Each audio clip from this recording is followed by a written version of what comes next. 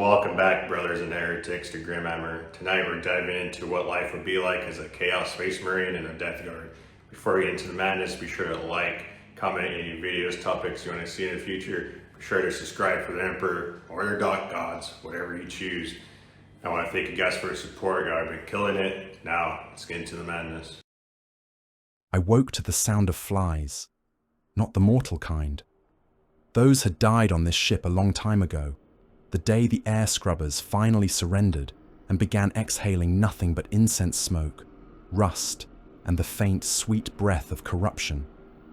These flies were the ones that lived inside my armor and inside what remains of me. They stirred when I drew breath, a soft, lazy buzzing behind my ribs and in the hollows where organs used to work properly. The sound meant that I was awake, or at least as close to awake as a plague marine ever bothers to be. I uncurled from the iron throne welded into the corner of my cell and felt my limbs complain. Ceramite rasped against corroded pistons. Tubes pulled at my flesh. Something inside my chest gurgled once, then went quiet. One of my hearts had paused again. It would remember its duty later.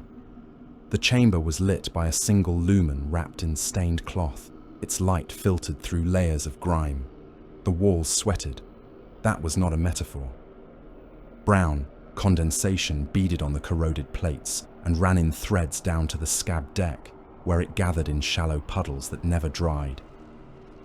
Spores floated in the air, visible as slow drifting motes when the lumen flickered. I tasted the familiar mixture of old blood, burned oils, and the heavy-scented smoke that the mortal serfs seemed to think pleased the Plague Father. I rolled my shoulders and felt my armor move reluctantly around me like a beast woken from sullen slumber. Where the plates had fused to exposed bone, the friction sent dull lines of discomfort down my spine. My pauldrons clicked as they settled. Something in the gap between my neck and gorgets squirmed, offended by the motion. I reached up and pressed my gauntleted thumb into the hollow there, until whatever it was went still. If it was important, it would survive. If it was not, then it deserved crushing. The Vox grill in the corner rasped to uncertain life, coughed static, then spat out the first few lines of a canticle to Grandfather Nurgle. Nasal voices chanted through the ducts, accompanied by the soft banging of pipes and the distant toll of bells that had not been truly clean since the days of the Great Crusade. That was as close to morning as we had. Light meant nothing in the warp. Time moved, or did not, according to its own mood. Bells and hymns were the only rhythm on a plague cruiser. I stepped out into the corridor. The gunmetal passage beyond my cell was a wound left to fester. Armor-glass panels that had once been smooth had bubbled and slumped, eaten by corrosion and warp bleed. The deck flexed slightly under my weight, warped over time as if the ship had grown bones at the wrong angles. Pipes lined the ceiling and walls in tangled profusion, wrapped in oily rags and chains. Some dripped steadily, leaving trails of greenish streaks. Others pulsed in time with the distant heartbeat of the engines, pushing air, toxin, and the ship's own diseases through miles of ducting. The smell hit me a moment later, even through my helm filters. Old blood. Machine oil turned sour. Incense burned until it was more soot than aroma. Beneath all that, the constant undertone of corruption. It had been there so long that it was the baseline against which all other scents were measured. A new plague stood out like a splash of fresh color on a mural of rot. I walked. The flies inside my armor settled into their own rhythm. My steps sent dull echoes ahead of me and behind, stirring mold on the bulkheads into cloudy halos. Occasionally, a glyph daubed in dried fluids glimmered faintly in the low light, its lines crawling slowly as if alive. Mortals avoided looking at those marks for more than a moment. They heard whispers when they did. I listened, instead, to my body, to the constant ache in my joints, to the wet grinding in my left knee where a chain blade had once chewed through armor and bone, to the sluggish drag of ichor through swollen veins. There were moments when, Both hearts beat strongly when my enhanced physiology remembered what it was built to be. Then there were pauses, like the one now, where one heart simply stopped out of disinterest and the other trudged on alone. When it grew tired, it would slow, and for a while there would be silence in my chest. It had not killed me yet. It never would. This is the life of the Death Guard. There is no bloodless immortality, no pristine eternity granted by some distant, shining throne. Our eternity is rust and ache, and the knowledge that every second of continued existence is sponsored by the slow favor of a god of decay. We do not die because rot has claimed us and refused to let go. I passed through a ragged arch where the bulkhead had once borne an imperial aquila. Something had burned it away. Something else had carved the 3 circles of the Plaguefather there instead. The metal around the sigil sagged like scar tissue. Beyond lay the lower decks. Here, the corridor widened and split into a maze of gantries over a sunken space where the ship's servitors and chattel labored. Chains hung from the ceiling in tangled curtains, suspending bundles of hunched shapes wrapped in rags. Some of them were still alive, most were not. It was hard to tell, and it hardly mattered. The living fed the dead, and the dead fed the ship. A poxwalker lurched across my path, shuffling along a cracked rail. Its skin had the color of old parchment. Its eyes were white and unfocused. It wore the tatters of a crewman's coveralls, the insignia long since stained beyond recognition. It carried a coil of cables in both hands, stiff fingers locked in a death grip, even as the thing that had been a man staggered under the weight. A droplet of clear fluid hung from its chin and never quite fell. It did not acknowledge me. It had no self left to do so. Whatever had once occupied that body had been hollowed out, leaving only a meat reflex that shuffled where the ship's whispers told it to. Go. I stepped over it without breaking stride. On a deck to my right, human serfs knelt in rows, hands bound behind their backs with corroded chain. Their heads were shaved. Flies crawled freely over their scalps and faces. A few lifted their eyes as my shadow fell across them. I saw the usual mixture there. Fear, yes. Reverence, in some. Envy, in a few particularly deluded souls. They thought my blessings made me powerful. They were not completely wrong. Plague Marines are difficult to kill and impossible to frighten. We endure where others collapse. We walk through fire and poison and come out the other side trailing fumes and ash. What they never understand is the price. They see the armor and the bulk and the weight of centuries and think it must be a triumph. They do not feel the constant drag of a body that refuses to die, but has no interest in thriving. They do not know what it is to outlive entire civilizations and remember none of them with anything more than a vague impression of the taste of their soil under your boots. One of the serfs tried to straighten his back as I passed. His lips moved, a whispered plea for elevation perhaps, or a prayer that I would notice him and make his suffering meaningful. I did not slow. If the Plaguefather wants him, the Plaguefather will take him. It is not my place to choose who drowns. The Armory shrine lay ahead, past another set of sagging blast doors that had not fully closed in centuries. Rust had eaten the teeth of their locking mechanisms. Strange growths carpeted the threshold, squelching faintly as I stepped through. The armory itself was a cavernous space lined with weapon racks and shrines in equal measure. Bolters hung from hooks alongside rusted sensors. Chains bound stacks of ammunition crates into lopsided pyramids. Icons of the Death Guard and of Nurgle stared down from every surface, some carved, some painted, some grown. My squad was already there. Gareth stood near one of the weapon racks, helm off, wiping a rag that had not been cleaned since the Great Crusade across the casing of his bolter. His face was a map of old scars and fresh lesions. One eye was clouded and jaundiced, the other a pale augmetic that whirred faintly as it focused on me. "You are late," he said. His voice was a deep rasp, like stone dragged over stone. "I am precisely as late as I intended to be," I replied, moving to my own rack. Time is a mortal concern. Voren snorted.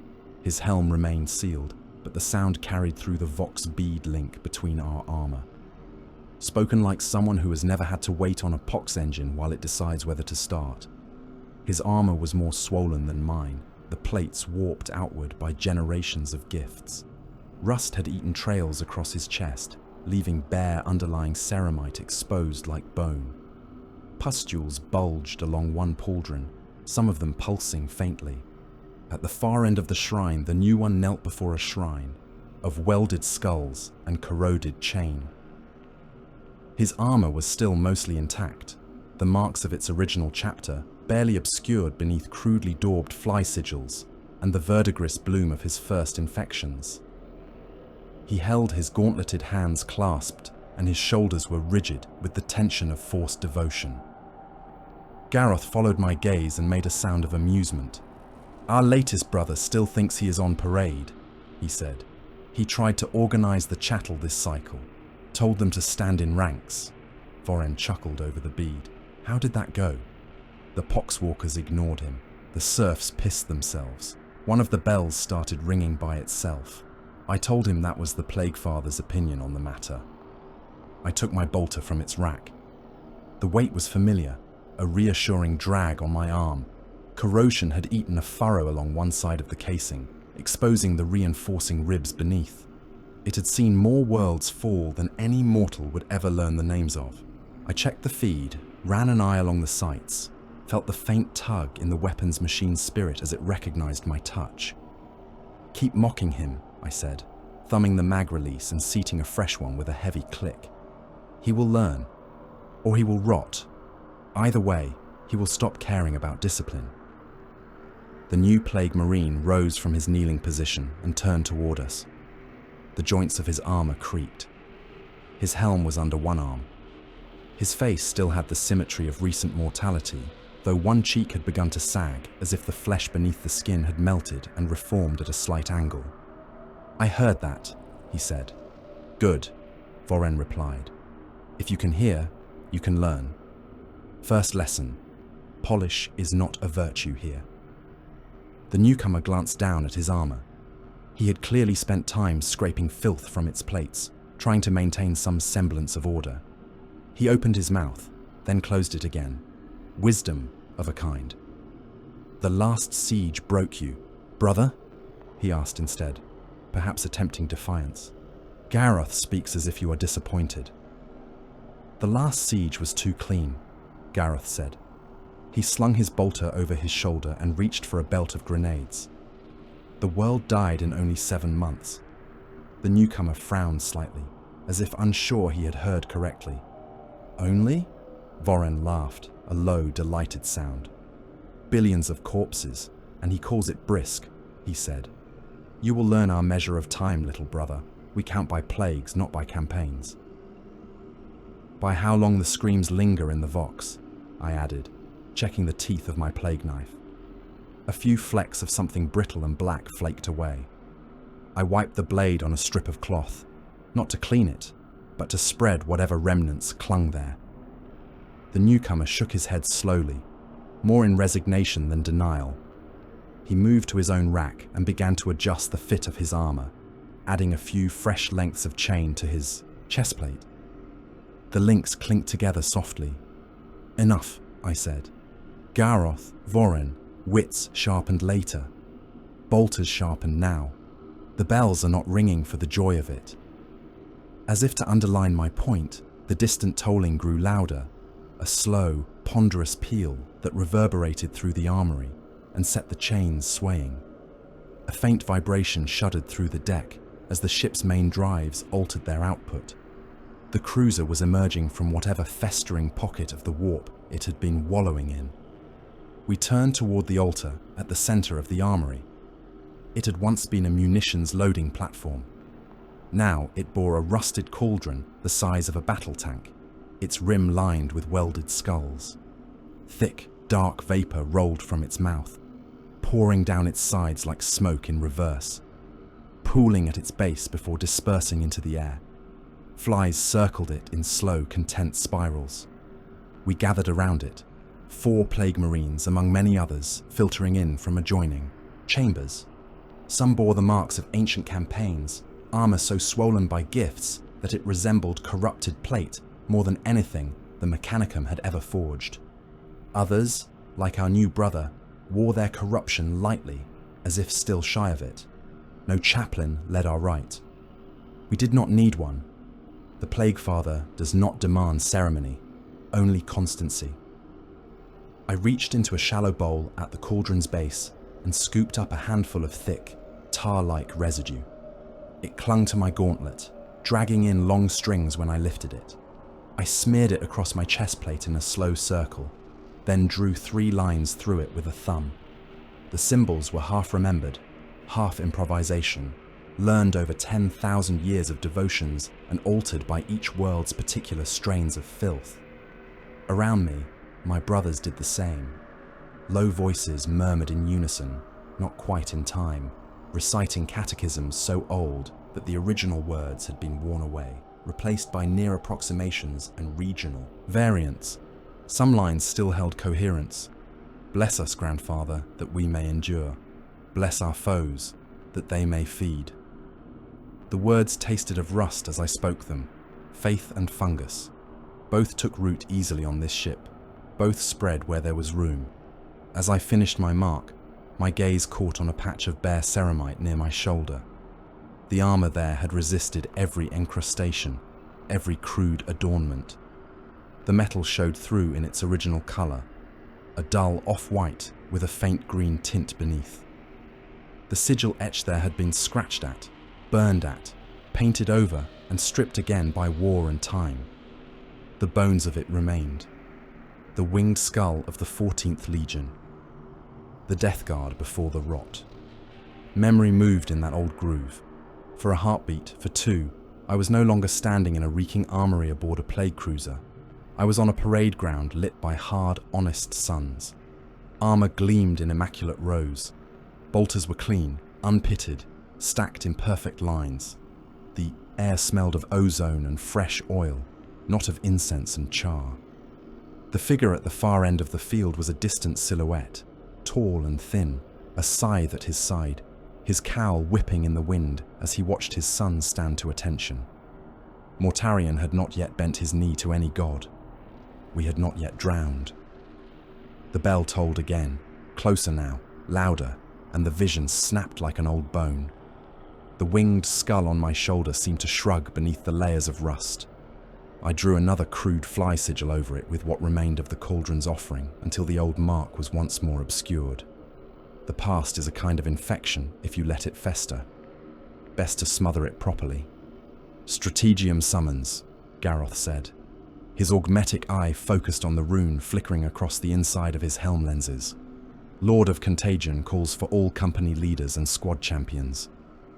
Then let us not keep him waiting, I replied. We filed out of the armory and back into the corridors, following the steady glow of fungal lumen nodes inset into the bulkheads. As we climbed through the guts of the ship, the passages grew wider, the rust more artfully arranged. Mortals hurried out of our way, pressing themselves against the walls, hands clasped or raised in clumsy signs of warding. A poxwalker choir passed us going the other way, their mouths opening and closing in damp approximation of the hymn pouring from a vox grill slung around one of their necks. At last, we reached the upper decks, where the bridge and Strategium lay. Here, armor-glass viewports broke the monotony of corroded walls. Most were filmed with some translucent growth, blurring the view beyond. The few clear patches showed the void outside, a roiling wash of diseased light as the warp sloughed away, and real space asserted itself in all its dim, disappointing clarity. Ahead, beyond a broad junction, a larger viewport had been scraped clean. Serfs had polished it until their fingers bled, not that their blood stayed on it long. Whatever clung to the outside of the glass had drunk it up eagerly. I paused before it and looked down. The world sitting fat and complacent below us was green and blue, and streaked with the grey of its weather systems. Around its curve, clusters of artificial lights marked the positions of its hives, glowing like infected sores. Defensive rings of void stations and orbital platforms studded its near space, a crude halo of metal and arrogance. Ranged along one arc of the planet's orbit were the ships of our fleet. Plague cruisers like our own, their hulls blistered and swollen by time. Contaminated mass conveyors, vast, ugly brutes belching fumes and trailing fields of tainted debris. Pestilent escorts, sleek only in the way a knife scar can be called neat, prowling the outer reaches of the formation. The augur runes painted the picture in stark glyphs, picking out dozens upon dozens of hulls, each one a microcosm of horror. Further out, like wary predators circling a diseased carcass, signals marked the positions of the system's battlefleet division. Imperial cruisers, escorts, perhaps a battleship or two lurking beyond direct sensor range. They would close soon, full of righteous fury and half-formed prayers. So many lives contained in metal and flesh, so many souls stacked in neat lines on the board. Tens of billions, last estimate, Vorin said, coming to stand beside me. His helm lenses reflected the world's image back at me, smeared and distorted. That is only the registered citizens. The underhivers never count themselves. So much work, Garroth rumbled on my other side. Grandfather provides. And we supply the labor, I said. We left the viewport behind and entered the Strategium. The space was dominated by a vast hololithic display raised from the center of the deck. Its edges were banded with chains, from which hung sensor pods and bundles of withered flora. The projection above, it showed the world and its surrounding system in crackling, flickering green. Icons flickered to show known orbital defenses, suspected ground-based batteries, estimated deployments of Astra Militarum regiments and planetary defense forces. Casualty projections scrolled down one side in columns of numbers that meant little to anyone but the logisticians. At the far end of the chamber stood the Lord of Contagion. He was huge, even by our standards. His armor had swollen into a thing, part sarcophagus, part fortress, its plates layered and ridged with corrosion. Rusted bells hung from chains around his pauldrons and gorget, tolling softly with each slight movement. His helm's horned visage glowered down at the assembled officers and squad champions from within a shroud of incense and vapor. A great man-reaper scythe rested in his gauntleted hands, its blade a dark, pitted curve that drank the weak light around it. The murmured conversations died as he shifted, and the bells rang, out more clearly. "Brothers," he said. His voice filled the chamber, resonant despite the filters of his helm, carrying the slow weight of someone who had seen more worlds die than he cared to remember. "Behold another corpse waiting to be born." He gestured with the scythe, and the hololith zoomed in on the hive world below. A ring of hives flared into sharper resolution, towers stabbing up through their own smog, habstacks layered around manufactoria and spires like fungus around rotten trunks. "This is a loyal world of the Imperium," he went on, with a faint note of contempt on the word loyal. "An industrial jewel, a feeder of war. It births regiments of the Astra Militarum in their scores. It supplies munitions and material to sectors far beyond. It is well defended. It is proud. It believes itself secure under the gaze of the corpse on his rotting throne." He let that hang for a heartbeat. "That is why we are here," he said. Rune clusters pulsed around, the planetary schematic as he spoke, indicating orbiting batteries, patterns of fleet deployment, shipment routes, probable reinforcement vectors. To one side, rough estimates of enemy strength scrolled past. So many regiments, so many armored brigades, so many wings of aircraft. The numbers meant something to the mortals who would bleed and die in those formations. To us, they were just measures of how much effort would be required. "We will break their orbitals," the Lord of Contagion said, "with plague torpedoes and macro fire. We will infect their atmosphere. We will seed their water. Our allies below have already prepared the soil. Cults rise in their underhives. Their faith is as thin as their air, and both will fail." The hololith shifted again, highlighting underhive strata, transport routes, known cult concentrations. Several companies will make groundfall during the opening stages, he continued. You will secure landing zones, rupture their lines, and open the way for our heavier engines. You will hold until the plagues take root, and their command structure collapses under weight of sickness and panic. They have a full battle fleet division in system. They will not abandon this world lightly. A faint murmur of appreciation moved through the gathered ranks. A stubborn enemy was more satisfying than one that collapsed at the first hint of rot. The Lord's helm turned slightly, taking in the whole chamber. You know your duty, he said. You have performed it on world after world, for century after century. There is no need for elaborate orders or inspired speeches. You are the Death Guard. You endure, they do not. That is all that matters. He lifted the Man-Reaper, the bells around his armor chiming in rough unison. Prepare your squads. Bless your weapons. We begin the work soon. The hololith dimmed as he stepped back, his retinue closing around him in an orbit of rust and devotion. Conversations resumed, low and practical. Officers and champions moved to speak with their immediate superiors, confirming vectors, timings, priorities. I turned away with Gareth and Vorin at my side, the new brother following a half-step behind. Another world, Vorin said. Another set of lungs to clog. How many does this make? I considered for a moment, then shook my head. I have lost count, I said. That is how you know you are truly Death Guard, when the tally of corpses becomes meaningless and all that remains is the labor. We walked back toward the armory to finish our preparations. I slipped a fresh drum of shells into my bolter, felt the weapon's spirit growl in approval. My plague knife went to my belt, its edge nicked and stained by 1,000 cuttings. I did not think of victory as we moved. Victory is a mortal concern, the luxury of those who imagine an end to their wars. I thought instead of the work ahead, of streets to clear, of trenches to cross, of fortifications to erode, not with the sudden flash of orbital fire, but with the slow, patient seep of corruption. The long war is not won with grand gestures. It is won by turning worlds into mulch, one after another, until the Imperium drowns in the runoff. This was simply the next world on the list. The chapel stank of old oil and older prayers. Chains hung from the ceiling in drooping loops, so many that the room felt more like the inside of a rusted cage than a place of worship.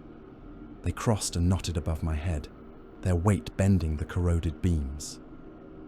From each chain dangled something that had once been sacred to someone. Cracked icons taken from conquered shrines. Skulls, with the last traces of gold leaf still clinging to their brows. Lengths of purity parchment now smeared and unreadable beneath mold. Bells were threaded among them in no particular order. Dull lumps of verdigrised metal that chimed whenever the ship's bones shifted. I sat alone beneath that sagging canopy, my back against a support pillar that had been carved into the rough suggestion of a robed figure long ago. Time and mildew had smoothed its features until it could have been any god or none. My bolter lay across my lap. Congealed matter had collected along the casing in thick veins. It had not happened in a single battle. That kind of filth takes time to accumulate, like barnacles on a ship's hull. A smear here, a spray there, a few flecks of ash that never quite brushed off. The weapon had become a record of a great many deaths, written in the language of residue. I worked at it with a rag that had not been white since the days when the Imperial Aquila still meant something to me. The cloth rasped over corroded metal, catching on the deeper pits.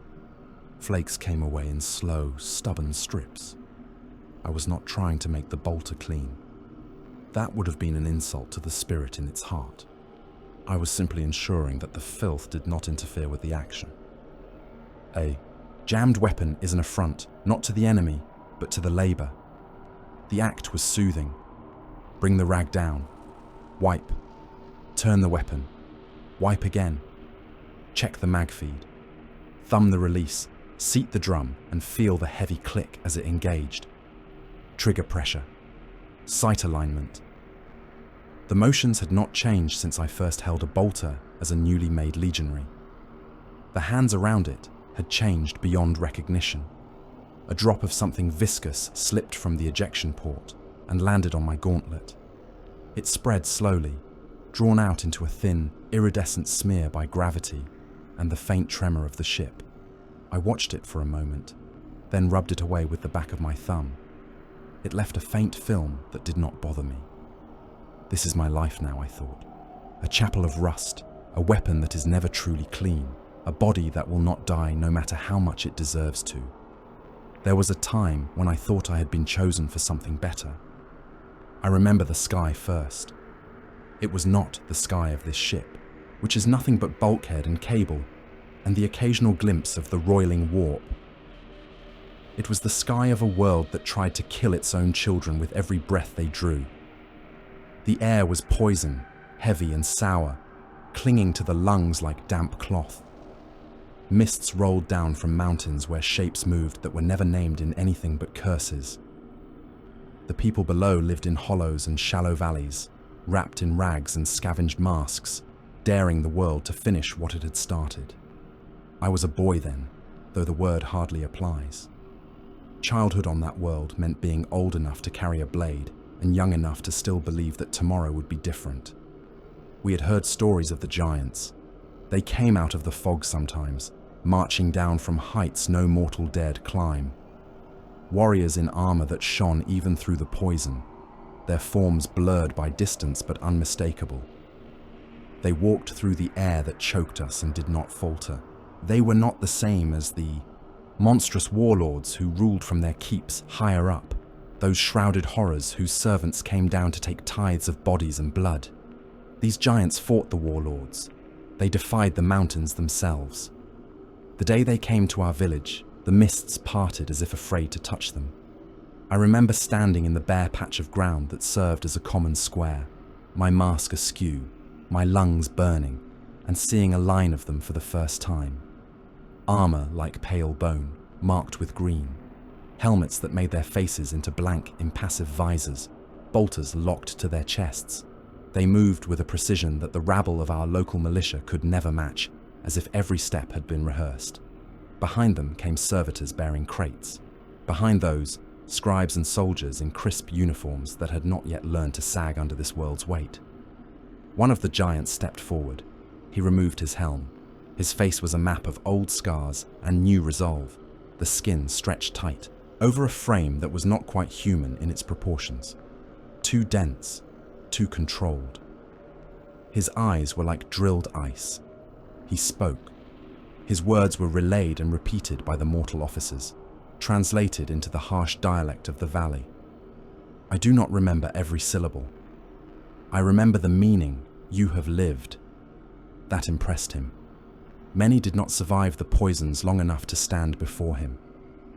The Emperor, distant and radiant, needed such stubbornness for his wars among the stars.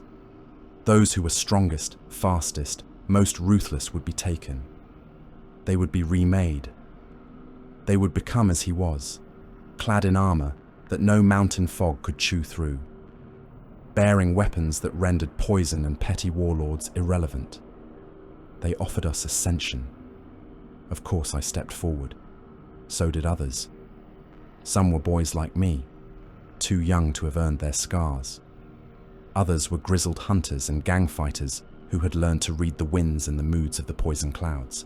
We did not look at one another.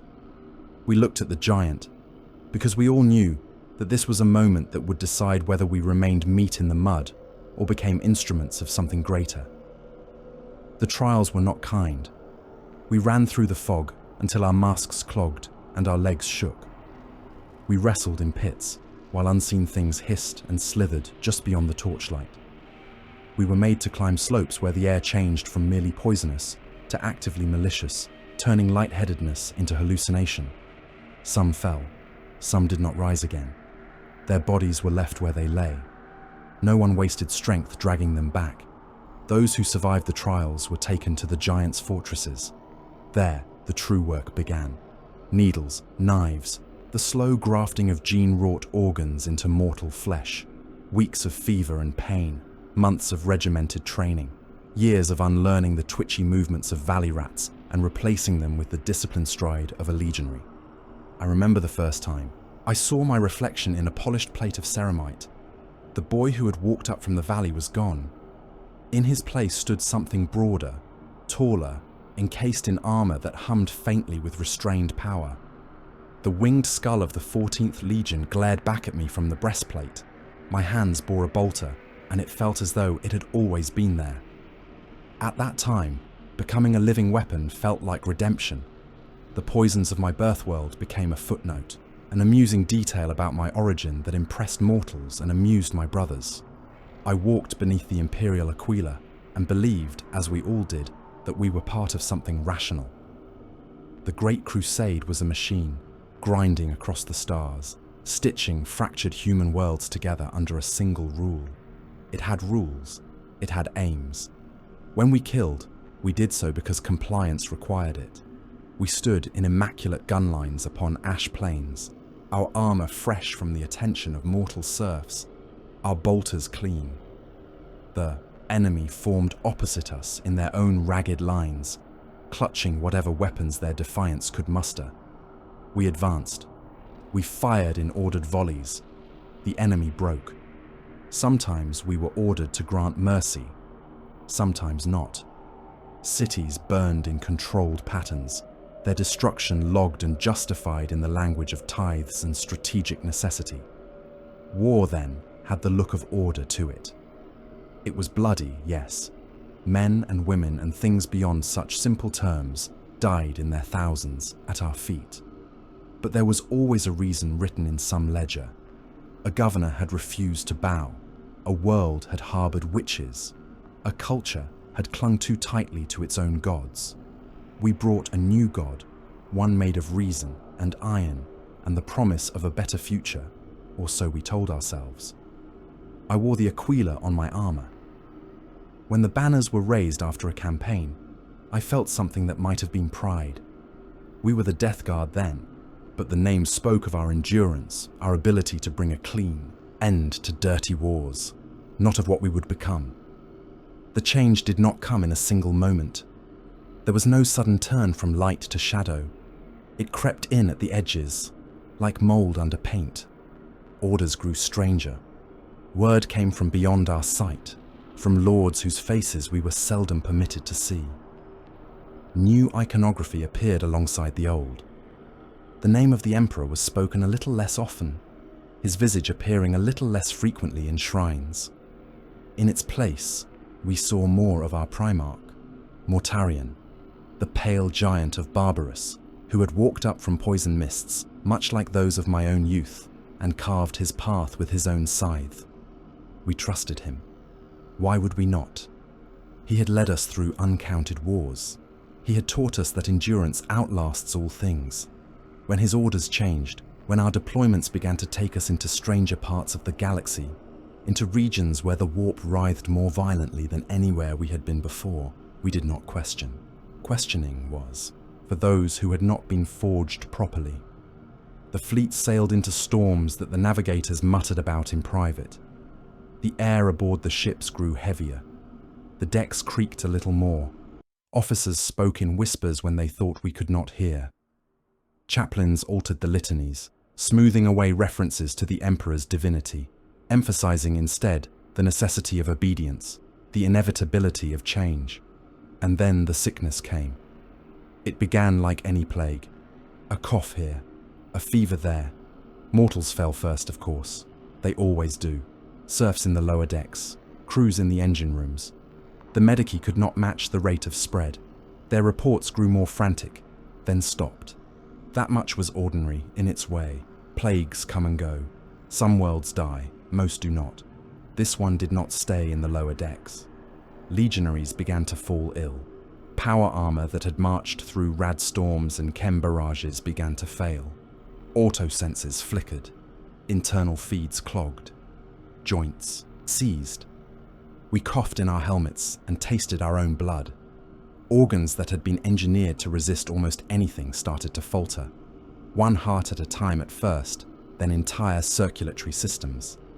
Lungs filled with fluid. Vision blurred. Brothers collapsed in the corridors, unable to rise. We did not die. That was the worst of it. Death would have been clean.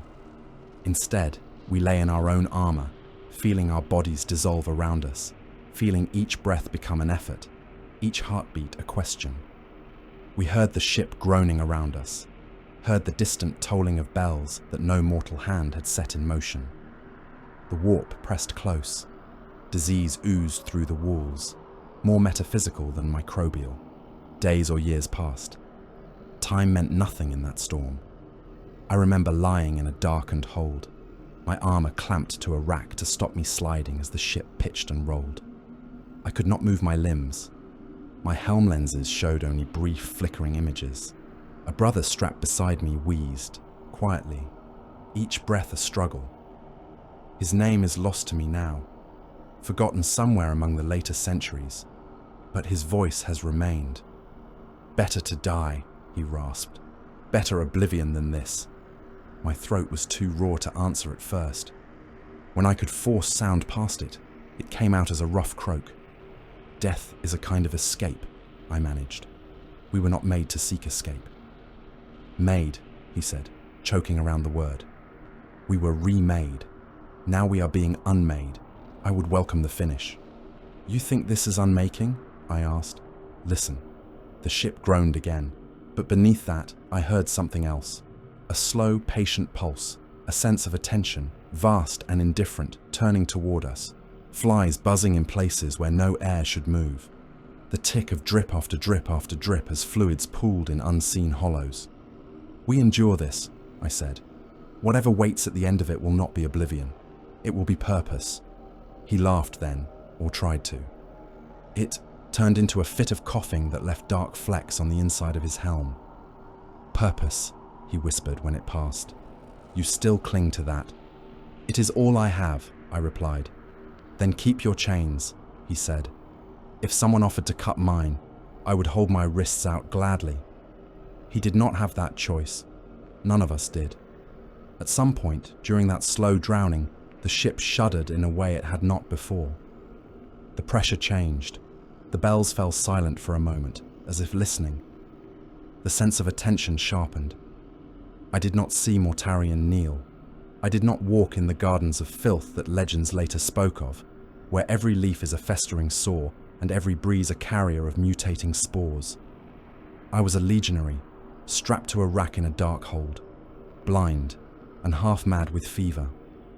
What I know of those moments comes from whispers and later visions, from the way the taste of the air changed, from the fact that our Primarch's will ran through us like a new disease. He made his bargain. The Plague Father stretched out a hand big enough to cup a fleet and took us all in his palm. He made us a promise, not of health, not of comfort, not of peace. He promised that we would not die. He promised that decay would become our armor, that entropy would be our shield, that rot would cling to us so closely that nothing could pry it loose. We woke to that gift. The pain did not vanish. It deepened, but it changed.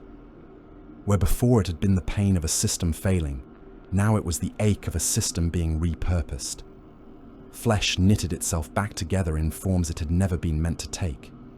Organs that had dissolved into slurry reformed, but twisted, their functions altered, their shapes dictated not by gene script, but by some capricious, generous hand of pestilence. Our armor fused to us, not as prison, but as skin.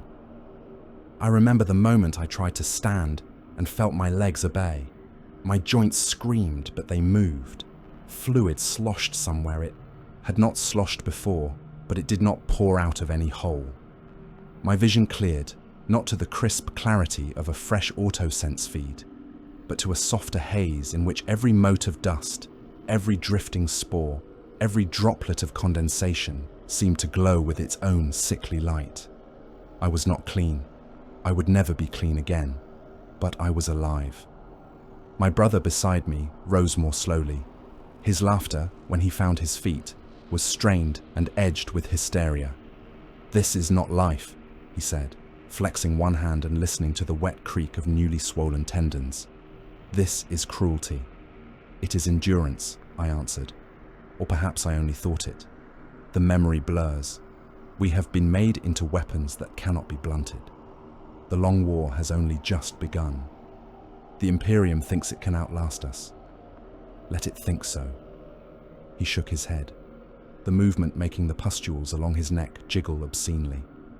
"Then I will march in your long war," he said, "because I have no choice. But do not ask me to call this a blessing." I did not. I never have. A blessing implies benevolence. This was a transaction. We surrendered purity and received persistence. We gave up the chance to ever feel clean again, to ever stand in a place unsullied by our own stink and know that it did not recoil from us. In return, we became the rot that would creep into every corner of the Emperor's failing dream. The first world we truly rotted taught us what that meant. It was a fortress world then, a hard knot of bunkers and gun lines and proud spires built to stand against the enemies of the Imperium. I do not remember its name. That has sloughed away. I remember its taste. The air was thin and dry, scented with promethium and old stone. The soil crunched underfoot, packed with the bones of generations of conscripts who had drilled there, bled there, and been buried in neat rows. We did not take it by storm. We made planetfall, yes. We fought, yes. There were trench lines to cross, walls to breach, armor columns to break. But the true victory did not come from our bolters or our blades. It came from the unseen things we carried with us when we marched. From the spores that fell from our armor into the water supplies. From the vapors that seeped from our ruptured flesh when enemy shells found their mark. From the cauldrons our sorcerers set boiling deep in captured hab blocks, their fumes curling up through ventilation shafts into barracks and command bunkers.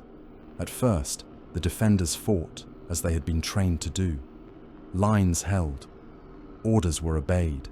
Artillery roared. Titans strode. We bled, but did not falter. Days turned into weeks. Their reports to their masters in the wider Imperium must have been confident. Then something as small as a cough began. A trooper in a rear echelon position, a scribe in a bunker, a pilot between sorties. Little things. Overlooked. Their medici extracted samples and frowned over results that made no sense. The symptoms did not match anything in their archives. The quarantines they attempted only concentrated the sickness. We did not need to press hard. We settled into positions, fortified our gains, and waited. Their guns began to fall silent as entire batteries grew too weak to serve them. Their vox traffic changed tone, clipped confidence giving way to tense, suppressed panic. Requests for reinforcements turned to pleas. Someone tried to declare exterminatus. The order was intercepted. Those who attempted to enact it died coughing up their own fear. Months passed. Whole continents went under quarantine and then simply fell off the Vox grid. Cities that had blazed with light when we first made orbit dimmed and went dark. Where once the world had roared with the sound of industry and war, now there was only the crackle of failing transmissions and the distant howl of things that had once been human. We marched at last through streets lined with corpses that did not stink of ordinary death. They had been changed. Some lay still. Some twitched, not alive, not properly dead. The air hummed with flies. Our boots left wet prints. Shrines to the Emperor had become nests for things with too many legs. The fortresses stood, their walls intact, their guns silent. Stone and steel had not failed the world. Flesh had. Standing in that ruin, I understood something. Life is not a matter of clean air and beating hearts. Those things are fragile. They fail. They belong to a brief, glowing moment between the cradle and the grave. What we had been given was something fouler and far more durable. Endurance is life of a kind. Stubbornness, the refusal to cease, the ability to persist through any horror, even when every civilized instinct screams that it would be kinder to let go. We had become carriers of that endurance. We walked through the aftermath. our own bodies slow catastrophes contained by will and ceramite, and knew that as long as we marched, worlds would end. A bell tolled, above my head, sharp enough to cut through the layers of memory. I looked up. The chains in the chapel were swaying, not just with the usual creaks of the ship, but with a distinct vibration. A klaxon began to wail somewhere beyond the walls, its note rising and falling in a pattern that every warrior aboard could read without thinking. The vox grill in the corner crackled, and a voice, thin with static, barked orders. All plague companies to boarding bays. Deployment vectors confirmed. Planetfall sequence beginning. I let out a breath I did not need and looked down at my bolter. The rag in my hand was stained darker now.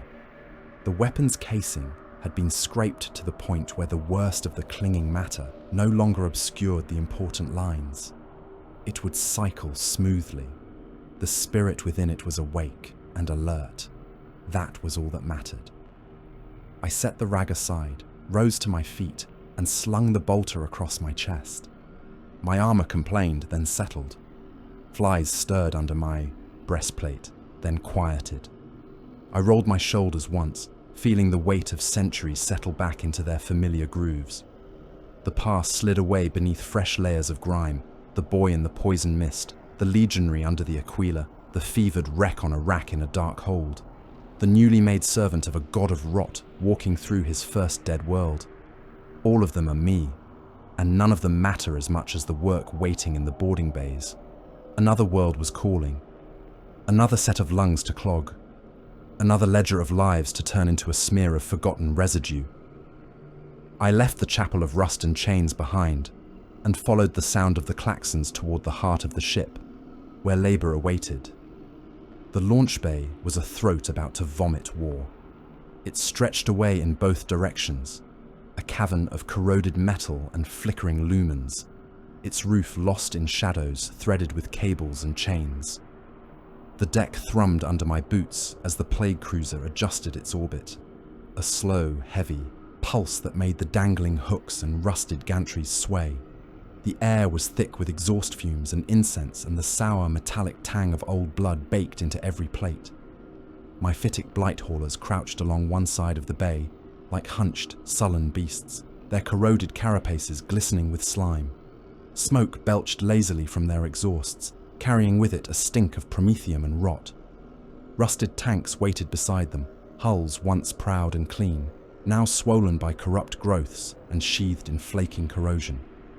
Chains bound icons of the Plague Father to their turrets, bells hanging from barrel braces, ready to toll with every recoil.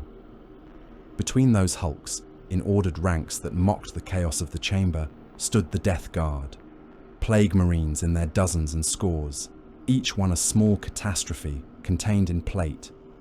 Armor bulged and sagged, marked with fly sigils and crusted with the stains of 100 dead worlds. Some bore trophies nailed to their pauldrons or hanging from chains at their belts. Bones, helmets, shriveled things that might once have been hands. Every warrior carried a bolter, some of them so corroded it was a wonder the casing still held, all of them cared for with a rough, stubborn devotion.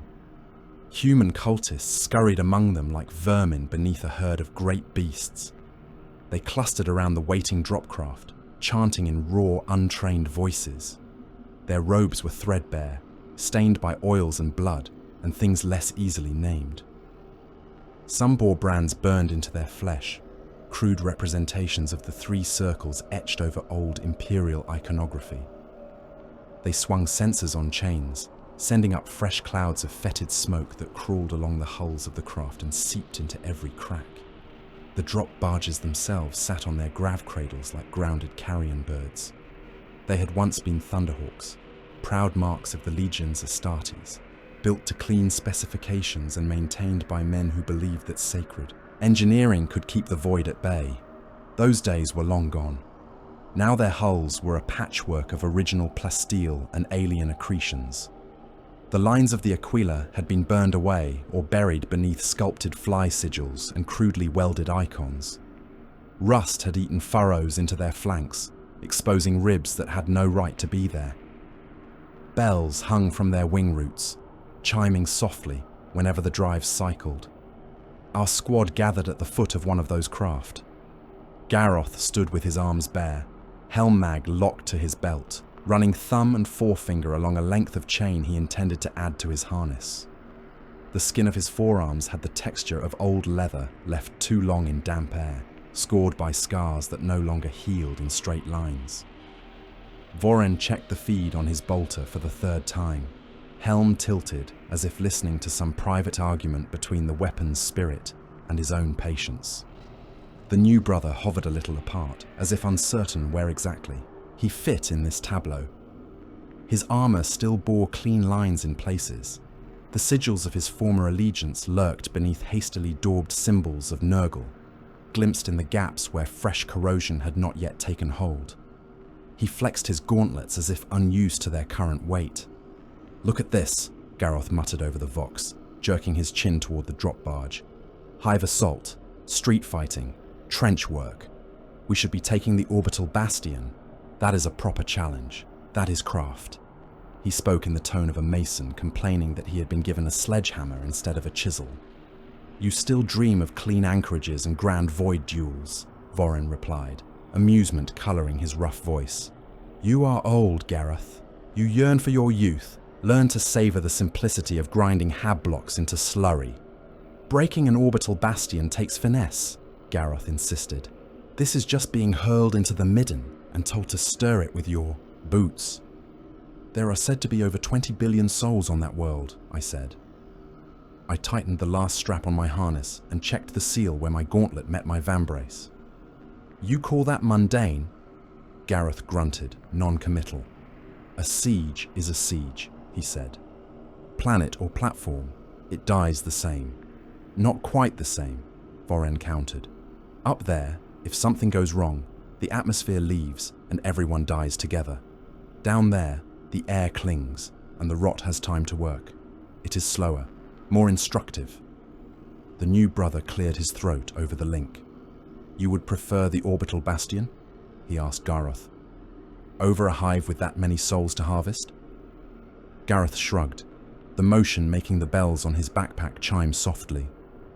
"I prefer to cut the throat before chewing the meat," he said. "Take the Bastion and the fleet breaks. Take the fleet and the planet is forsaken." "The planet will not be forsaken," I said. "Not this one. That is why we are here." Voren snorted. "Listen to him, little brother," he said to the newcomer. "He still bothers to pay attention to the grand design." "It helps to know why you are about to be dropped into a storm of fire," I answered. The newcomer looked between us, uncertain whether this counted as serious discourse or some form of Legion humour. He settled for checking his own weapon again, fingers moving along the worn casing as if seeking reassurance. A hololithic projector throbbed in the near distance, its dirty light cutting through the haze. I turned to look at it, more out of habit than curiosity. The device was an old Mechanicum relic, its base anchored to the deck with bolts that had rusted in place long before any of the current crew were born. No one fully understood how it still functioned, only that the ship responded poorly when it was interfered with. The image it threw into the air above itself was grainy and edged with static, but comprehensible. The hive world filled the field, a swollen sphere hanging in darkness. Strings of data crawled around it in spidery script. Defensive rings were marked out as concentric lines, their nodes glowing briefly to indicate orbital platforms and void shield projectors. Clusters of runes showed known deployments of the planetary defense forces and the regiments of the Astra Militarum assigned to the world. Lines traced freighter routes and migration patterns of civilian traffic, rivers of icon sparks threading between hive clusters and outlying industrial platforms. Each icon represented a regiment, or a brigade, or a town. Tens of thousands of lives, reduced to a speck of light jittering in the hololith's glow. Sparks moving along lines that would soon be cut. I studied the spread of those dots, the way they massed around the primary hives and thinned toward the lower strata and the outhabs. There was a pattern to it, the kind you can only see when you step far enough back from the individual. It thinks itself well defended, Voren said, following my gaze. Look at them. So pleased with their tidy deployment. So proud of their lines. Pride is a kind of rot, I said. They will learn that, or they will not. Either way, they will feed our labor. A low rumble rolled through the deck plates, cutting off further observation. The lights in the bay flickered. Chains rattled faintly. Somewhere deep in the bowels of the ship, a great engine roared. The sound felt more than heard.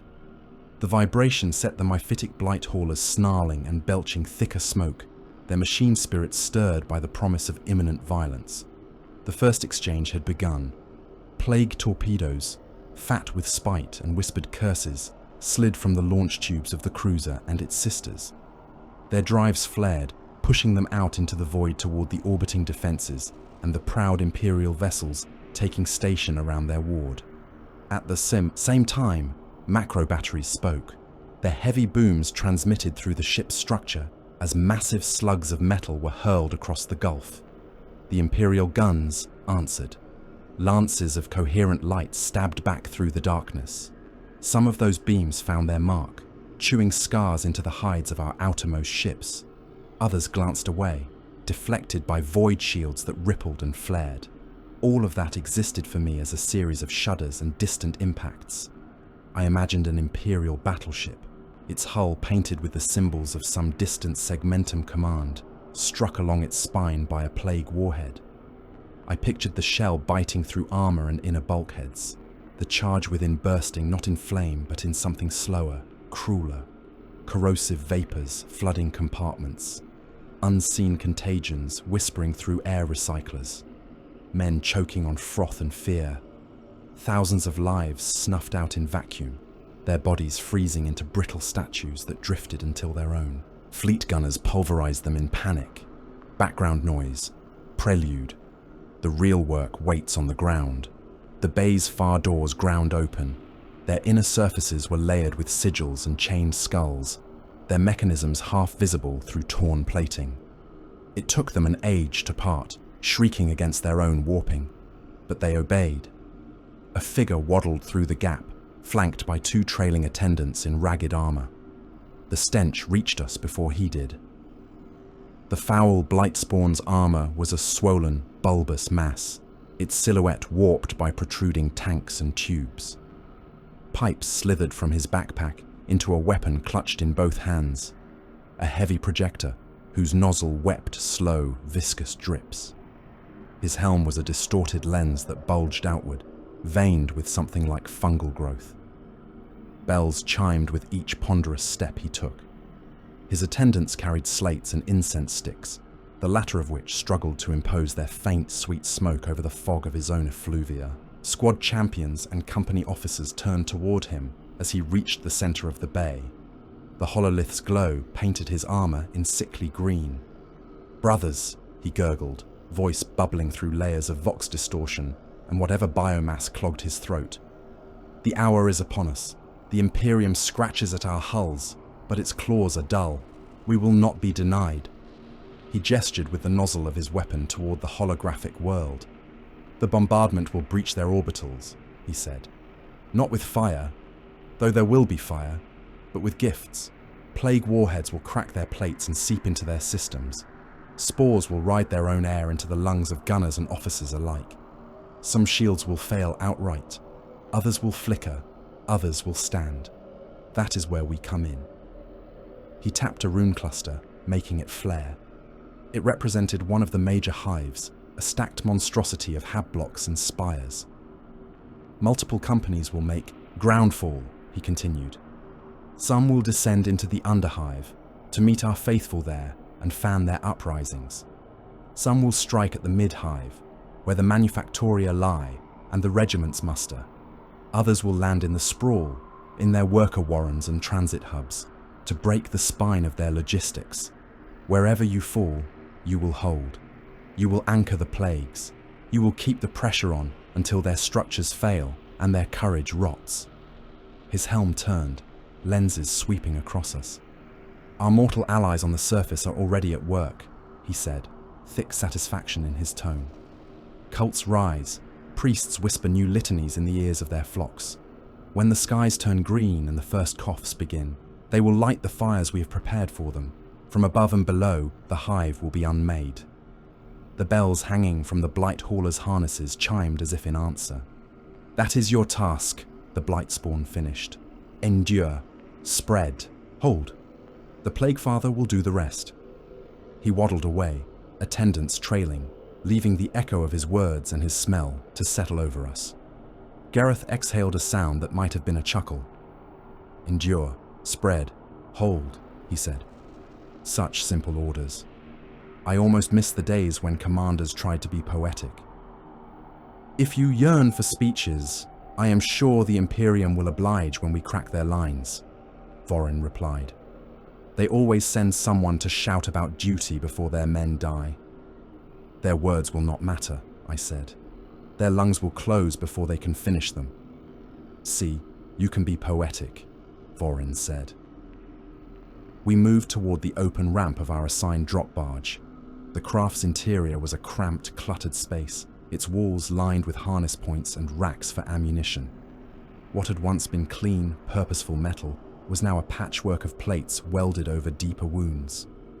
Sigils and graffiti crawled across every surface, carved in blade marks and daubed in long-dried fluids. Chains hung from the ceiling, some bearing bells, others bearing trophies. A broken Imperial Aquila had been nailed upside down above the assault ramp, its wings clipped. The air inside was hot and smelled of incense and old promethium. The engines thrummed, waiting. We took our places along the side benches, slotted boots into stirrups, locked harnesses across our chests. The mag clamps in the deck engaged with a low hum, anchoring our armor against the coming violence. Servitors shuffled along the central aisle, their faces blank, their limbs encumbered with the cables and cogitators that would interface with the barge's controls. One of them extended mechadendrites to check the seal on the ramp. Another muttered binharic strings to a sputtering pict screen. I ran a hand along the interior plating beside me, tracing the ragged scars left where some previous impact had buckled the hull. I remembered a time when stepping into a Thunderhawk had meant entering a machine that represented everything clean and precise about the Legiones Astartes. This thing was a desecrated relic of that era. Its machine spirit had been drowned and reborn. Now it carried us into war not as a chariot of honor, but as a rusted coffin, eager to be filled. Remember, Vorin said over the squad vox, voice light. If we are shot down, your chief regret should be that you did not get to see the world's face when it realizes what is happening to it. That and the waste of ammunition, Gareth added. Think of the shells that will never find their marks. The new brother's voice came a little tighter than before. We could still be reassigned, he said. Some last-minute change, some new plan. No, I said, settling my bolter across my chest. The plan is already in motion. We are pieces falling. No hand will catch us now. Warning runes flickered across my helm display. The barge's engines spooled up. The floor thrummed harder. Outside in the bay, claxons wailed a rising note. The assault ramp sealed with a heavy thud. The world shrank to the hull around us, the hum of the drives, the faint chime of bells swaying overhead. A moment of false calm settled. Then we dropped. The sudden weight pressed me harder into the harness. The engines howled. The sensation of motion was a constant pressure, pushing me down into my seat as the barge plunged out of the launch bay and into open void, then bit into the upper atmosphere of the hive world with a bone-deep shudder. Heat bled through the hull as we knifed through the air. The craft shook, its frame complaining as friction clawed at its skin. Warning sigils flashed briefly, then steadied as the machine spirit adjusted compensators and shielding. I felt the faint quiver of turbulence in my teeth. Through a small blistered viewport near my shoulder, I caught glimpses of the descent. Other barges fell with us, dark shapes, against a sky already turning the color of bruised flesh. Drop pods streaked downward like meteors, their retros flaring as they sought vector. Living spore pods tumbled in ungainly arcs, their swollen forms trailing trails of greasy vapor. Higher up, in the thinning blue, orbital strikes bloomed as dull flares, slow-motion blossoms of light where macro shells or lance beams kissed the upper reaches of the atmosphere and set vapor and debris alight. Beyond and below all that, I saw the continents. Greenish clouds already spread over portions of them, spreading like mold across bread. They swirled in unsettling patterns, pulled and reshaped by winds they had not been designed to inhabit. Where they passed, the colors beneath changed. Bright hive clusters dimmed at the edges, lines of traffic faltered. Open stretches of land, where there were any, browned. The scale of it would have dwarfed mortal comprehension. To me, it was another campaign, another pattern of descent, another world adding its stains to my memory. The internal vox crackled, carrying more than just our squad link now. Fragments of Imperial transmissions spiked across the shared channels, picked up by our ships and thrown into our ears for amusement. Panicked voices shouted over one another, barking orders, contradicting them, trying to impose discipline on a situation they did not yet understand. Unknown vessels on intercept vector. Repeat, unidentified contact numbers exceeding. Breach in Ring 2, torpedo impact on Plate 4. Fire teams cannot. Contagion detected in lower decks. We need isolation protocols now, not. Someone had patched in a senior officer's voice, attempting to project calm over the growing storm of fear. All forces are to hold current stations, the man snapped, his words a little too fast. This is a contained incursion. Repeat, contained. We will not be found wanting. By his light, we... The transmission cut off, in a burst of static, then resumed on a different frequency, the officer's tone fraying around the edges. Quarantine protocols in place for the lower manufactoria sectors. All personnel are to report to their assigned muster points. Disregard unverified rumors of biological attack. This is an enemy disinformation effort. We will maintain order. We will... Voren laughed softly. The faithful livestock are being spoken to, he said. Such soothing words, while the knife is already in their ribs. They always lie to their own, Gareth added. They have to. If they told them the truth, the regiments would break before the enemy even landed. Their officers will execute some of them for retreat, I said, listening to another report drown in distortion. That is how they teach obedience, fear of their own guns. In the end, it makes our work easier. Men who fear their masters more than us rush into fire to avoid being shot in the back. Until they meet us, Voren said. Then they learn new scales of fear. The new brother said nothing. I imagined him listening, weighing our words against whatever scraps of Imperial doctrine still clung to his memory. The first few campaigns after apostasy are always the most painful, when the echoes of old loyalties have not yet died. The descent steepened. Anti-air fire reached up to meet us. Tracer streams lanced upward from emplacements around the hive. Flak bursts studded the sky in expanding spheres of shrapnel and shock. The barge lurched as the first close detonations slapped against its hull. Runes flashed amber across my lens, then cooled back to dull green as the shields held. A flash to my right drew my eye. Another dropcraft took a direct hit, its flank blossoming outward. For a heartbeat, its descent faltered, spinning end over end, spilling fragments from its wounds. Then its drives flared in a last enraged surge, forcing the wrecked vessel onto a vector that would still bring it down into the heart of the hive. It would not be a controlled landing. It would be a crater and a firestorm and a smear of metal and meat across some district's name that I would never learn. Hundreds of cultists and traitor soldiery, and perhaps a handful of brothers, all ground into the foundation of this campaign. Expendable kindling. That is what they are. Fuel to keep the blaze going. Another flare, further away. A living spore pod burst under concentrated fire, its swollen hide rupturing. Its contents spilled into the air in a writhing storm of fragments and vapor. Some of those pieces burned away. Others rode the updrafts into the clouds, invisible now, part of the weather that would kill.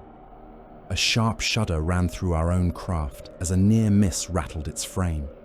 The harness across my chest creaked. The bells overhead chimed wildly. "Still with us," Vorin observed. "For now," Garroth replied. "For as long as the Plague Father wants. Us," I said. The turbulence lessened by degrees. The bombardment thinned. Runes on my display ticked over from descent protocols to approach vectors. The engine's howl shifted pitch as the barge braced for final drop. We broke through the worst of the smoke. The hive sprawled below us. It rose from the ground like a tumor, a mountain of stacked stone and plasteel and adamantium. Outer hab blocks spread in irregular grids, ragged where expansions had been slapped on over centuries of growth. Transit spines radiated from central hubs like ribs. Exterior gantries bristled with gun emplacements and sensor arrays. In the near distance, other hives pushed up through their own smog, horizons of industry. Our barge came in low. The last line of defense before the sprawl tried to stop us, but their fire was too little, too late. The craft's prow guns spoke in harsh, pounding bursts, tearing open bunkers and emplacements. Macro rounds from orbit had already chewed gaps in the defensive walls, leaving rubble and exposed rebar. Vehicles burned in the streets. Smoke crawled between hab towers and hung in greasy veils. The pilot flared the engines, bellowing through the servitors into the machine spirit. And then we hit. Impact was a single punishing convulsion. The hull screamed. Something massive crunched beneath us, yielding with the brittle resistance of old concrete and older steel. Harnesses snapped taut. Warning sigils flashed and died. The sensation of movement cut off with a juddering lurch. For a moment, there was silence. Then the ramp release blew. Explosive bolts detonated with a chain of concussive bangs. The assault ramp dropped with a roar, slamming down onto what had once been a hab block roof, and was now a crushed, slanting platform, half collapsed into the levels below. Light and heat and noise washed in. The first breath of the hive's air hit my filters.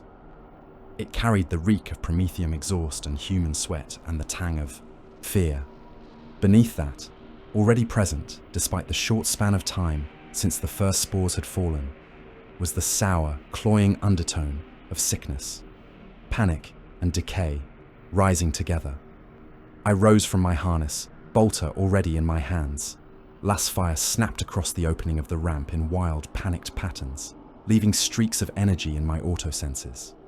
Somewhere below, men shouted, their words lost in the roar of engines and the hiss of venting systems. The unmistakable whine of a heavy stubber spun up, seconds before its line of tracer stitched up toward the barge's exposed belly. We strode into the furnace. Garroth went first, his bulk filling the ramp. Shots spattered against his armor and flared away, leaving nothing but scorched stains on plates that had seen far worse. He returned fire with measured bursts, each pull of the trigger sending a storm of mass-reactive shells down into the mess of bodies and barricades below. Men crumpled, flung aside by impacts they never truly saw coming. Vorin followed, bell chimes mixing with the crack of his bolter. I came after, the deck under my boots tilting slightly as the crushed hab roof settled another fraction. The new brother was on my shoulder, his weapon already barking. Whatever hesitation he had once harbored burned away in the heat of contact. The hive greeted us with fire and screams and the sweet promise of rot. The Plague Father had opened his hand. We were the fingers extending, ready to close around another world's throat. The hive swallowed sound and spat it back out as noise. We came down off the shattered hab roof in staggered lines, boots punching through half-melted plasteel, armor scraping against dangling cables and broken girders. Lasfire stitched the air around us in frantic threads, bright against the smoke. Some of it struck home, slapping into ceramite with little flares of energy. It tickled. Where it found exposed flesh through armor cracks, it stung. None of it mattered. The street below had once been a transit artery. Now it was a clogged vein. Burned-out transports lay where they had died in traffic jams that stretched out of sight. Overturned haulers formed crude barricades. Makeshift sandbag nests had been thrown up between snapped light pylons. Civilians and uniformed PDF troopers mingled, packed together in a panicked mass that could not decide whether to flee or fight. Our landing crushed what remained of their order. Garroth dropped down in front of me, the impact cracking the already fractured surface and sending a spiderweb of fissures through the layers beneath. Voren came down to my left, bells chiming with the jolt, his bolter already barking measured bursts. The new brother followed a heartbeat later, his descent heavier than it should have been, the inexperience of recent corruption still evident in the way his armor absorbed the shock. We stepped forward and the crowd broke. Some scattered, trying to push past the wrecks that hemmed the street, trampling one another in their haste. Others froze, staring up at us with wide, white-rimmed eyes over the muzzles of their laser guns. A few fired on instinct, their training struggling to assert itself over terror. My bolter came up with the ease of long habit. I squeezed the trigger and felt the weapon buck gently against my grip. Shells snarled out, crossing the distance between us and the nearest knot of PDF in a heartbeat. The first man in the line folded as if an invisible hand had punched through his chest and hauled him backward. The second simply ceased to be in any meaningful sense, armor and flesh and bone torn into a fine, ugly spray that pattered across those behind him. The third turned to run and went down mid-stride, his legs no longer connected to any command he could give them.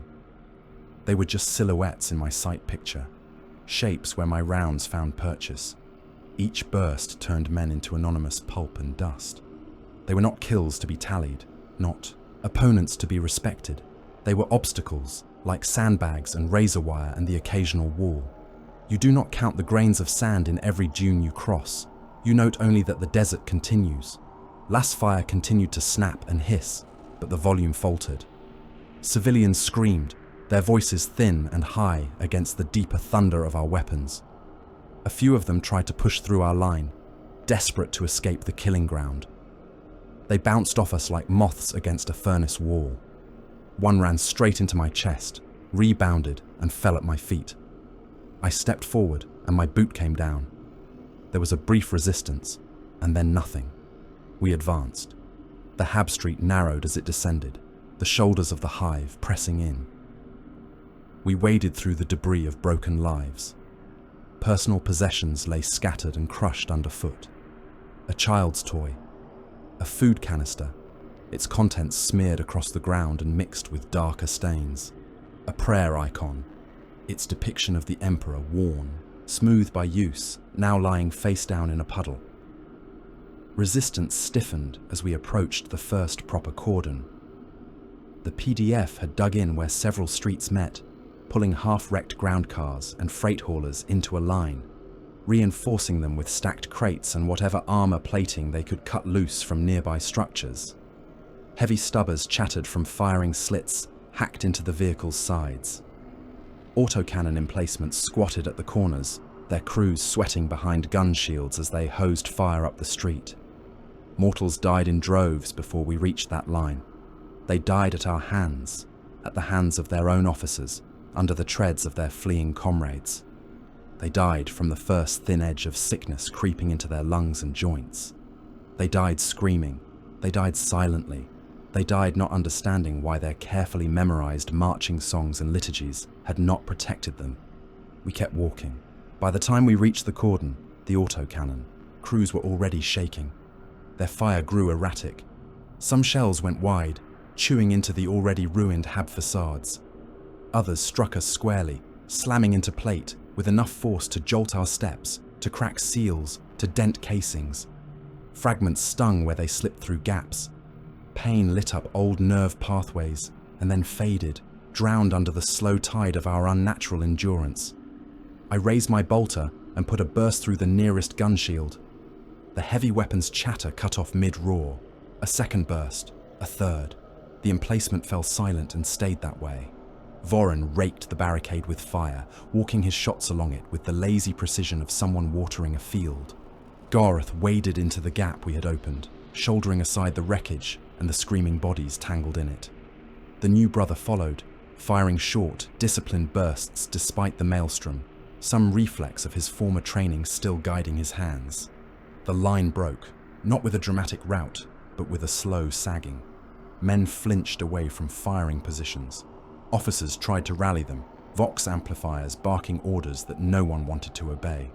A few souls found enough courage or despair to charge, bayonets fixed, voices hoarse with oaths.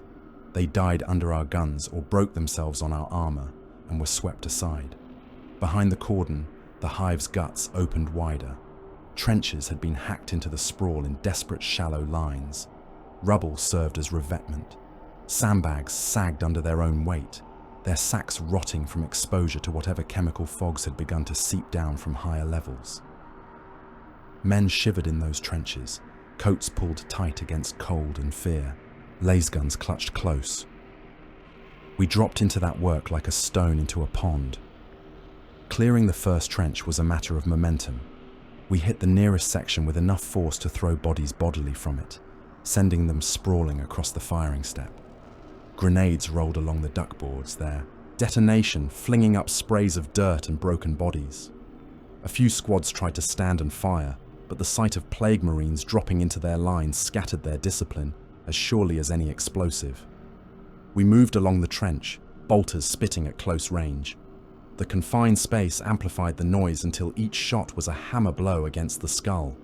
Men fell backwards into their comrades, blocking movement, clogging the already narrow passageways. We stepped over them, through them, the trench walls closing in around us as if the hive itself resented our presence. When resistance in a section slackened, we climbed out, boots finding purchase in the crumbling parapets, and dropped into the next line. Again and again. A slow, grinding rhythm of advance and clearance. There was no finesse to it, no subtlety, just weight and inevitability. When the trenches ended, the tunnels began. Maintenance shafts and service ways ran beneath the hive like veins and arteries, carrying power, and waste, and men in equal measure. The defenders had turned them into choke points. Barricades of scrap metal and welded plating blocked junctions. Emplaced guns peered from firing slits cut into bulkheads. Mines had been laid in the darkness, their telltale wiring hidden under inches of grime. We went down there all the same. The air in the tunnels was hot and wet, thick with the stink of unwashed bodies and machine oil. Steam hissed from ruptured pipes. Lights flickered or had failed entirely, leaving stretches of blackness that our autosensors cut through in shades of murky green. Last shots in those confines were blinding at close range, each discharge leaving after images hanging in our vision. Remember, don't forget to like, comment, and subscribe. Support helps. Our progress was slower now, not because we feared what waited ahead, but because the geometry of the place demanded it. We moved in single file down narrow corridors, our shoulders scraping against rusted walls, our boots clanging on metal grating. We cleared bunkers one by one, pushed, through blast doors that had been meant to hold against fire and flood, not corrupted transhuman stubbornness. The defenders burned men like Prometheum. They threw squads, and then whole platoons into the tunnels in counterattacks, trying to plug the breaches we tore. Vox traffic, when we intercepted it, spoke of units being committed and not reporting back, of companies chewed up and fed to the meat grinder with no measurable change in the lines. They called those sacrifices necessary. The administratum would have a word for it. Burn rate, acceptable attrition. To us, it was simply the grinding of worlds. This is how you turn a heavily populated planet into a grave, not with one great stroke, but with endless shovelfuls of bodies. We met allies in that labyrinth. They came up from deeper levels, from underhive warrens where the Imperium's gaze seldom reached even on peaceful days. Men in ragged uniforms, their regimental insignia defaced or altered, their faces marked with sores and sigils. Some bore the scars of recent conversion. Others had been rotting inside their flesh for longer, waiting for the day their whispers from the dark became orders. A traitor guard regiment had been seeded on the world years before, it seemed. The rot had had time to work. We linked up in a junction chamber, half filled with smoke and echoes. Defensive picts and Auspex relays had been smashed, their remains pushed into a corner. The floor was slick. It did not matter with what. Everything down there was slick. The officer who met us wore the rank pins of a colonel, though whatever regiment they had once denoted had lost meaning. His greatcoat hung open, revealing a body thinned by illness, yet somehow still holding itself upright through sheer stubbornness. His skin had the waxy sheen of fever. One eye was sunken almost entirely into its socket. Flies crawled freely on his exposed flesh, undisturbed. He saluted, a gesture that wobbled at the edges but held. "Honored Astartes," he said, his voice a ragged rasp forced through a throat that did not look suited to much more talking. Colonel Merrin, late of the Planetary Defense Regiments, now sworn to the Plaguefather's holy cause. His command staff stood behind him in varying stages of degradation. Some coughed wetly into stained scarves. Others swayed on their feet as if the effort of remaining upright was a battle in itself. All of them held their weapons with a fanatic's grip. "You come to us swollen with his favour," Gareth observed, taking in the lesions and the sheen of sweat. "Your bodies remember what our genecraft has forgotten." The colonel laughed once, the sound ending in a cough that bent him double. When he straightened, flecks of dark spittle clung to his lips. "We are blessed, yes," he said. "My men have held this line as ordered. We have fed entire brigades into grinder bunkers in the lower tunnels to slow the advance of the loyal." He added, pride threading through the exhaustion. Thousands upon thousands of them, dragged screaming into choke points and torn apart in crossfire. Their blood runs in rivers down the sump drains. Their officers have choked on their own oaths. "You have done well," I told him. The words were true. In their own way, these fragile creatures had achieved more with their limited span than many so-called heroes of the Imperium. They had taken the tools of their oppressors and turned them inward. They had burned their own strength to ash in order to weaken their enemies. It was a useful sacrifice. "We will continue to do so," the colonel said. "As long as any of us can stand, we will throw men into the pit. Our lives are cheap. Theirs are expensive. That is a trade even the administratum might understand." I inclined my head slightly. "Your zeal is noted," I said. "Continue your work. Use what remains of your regiments as you see fit.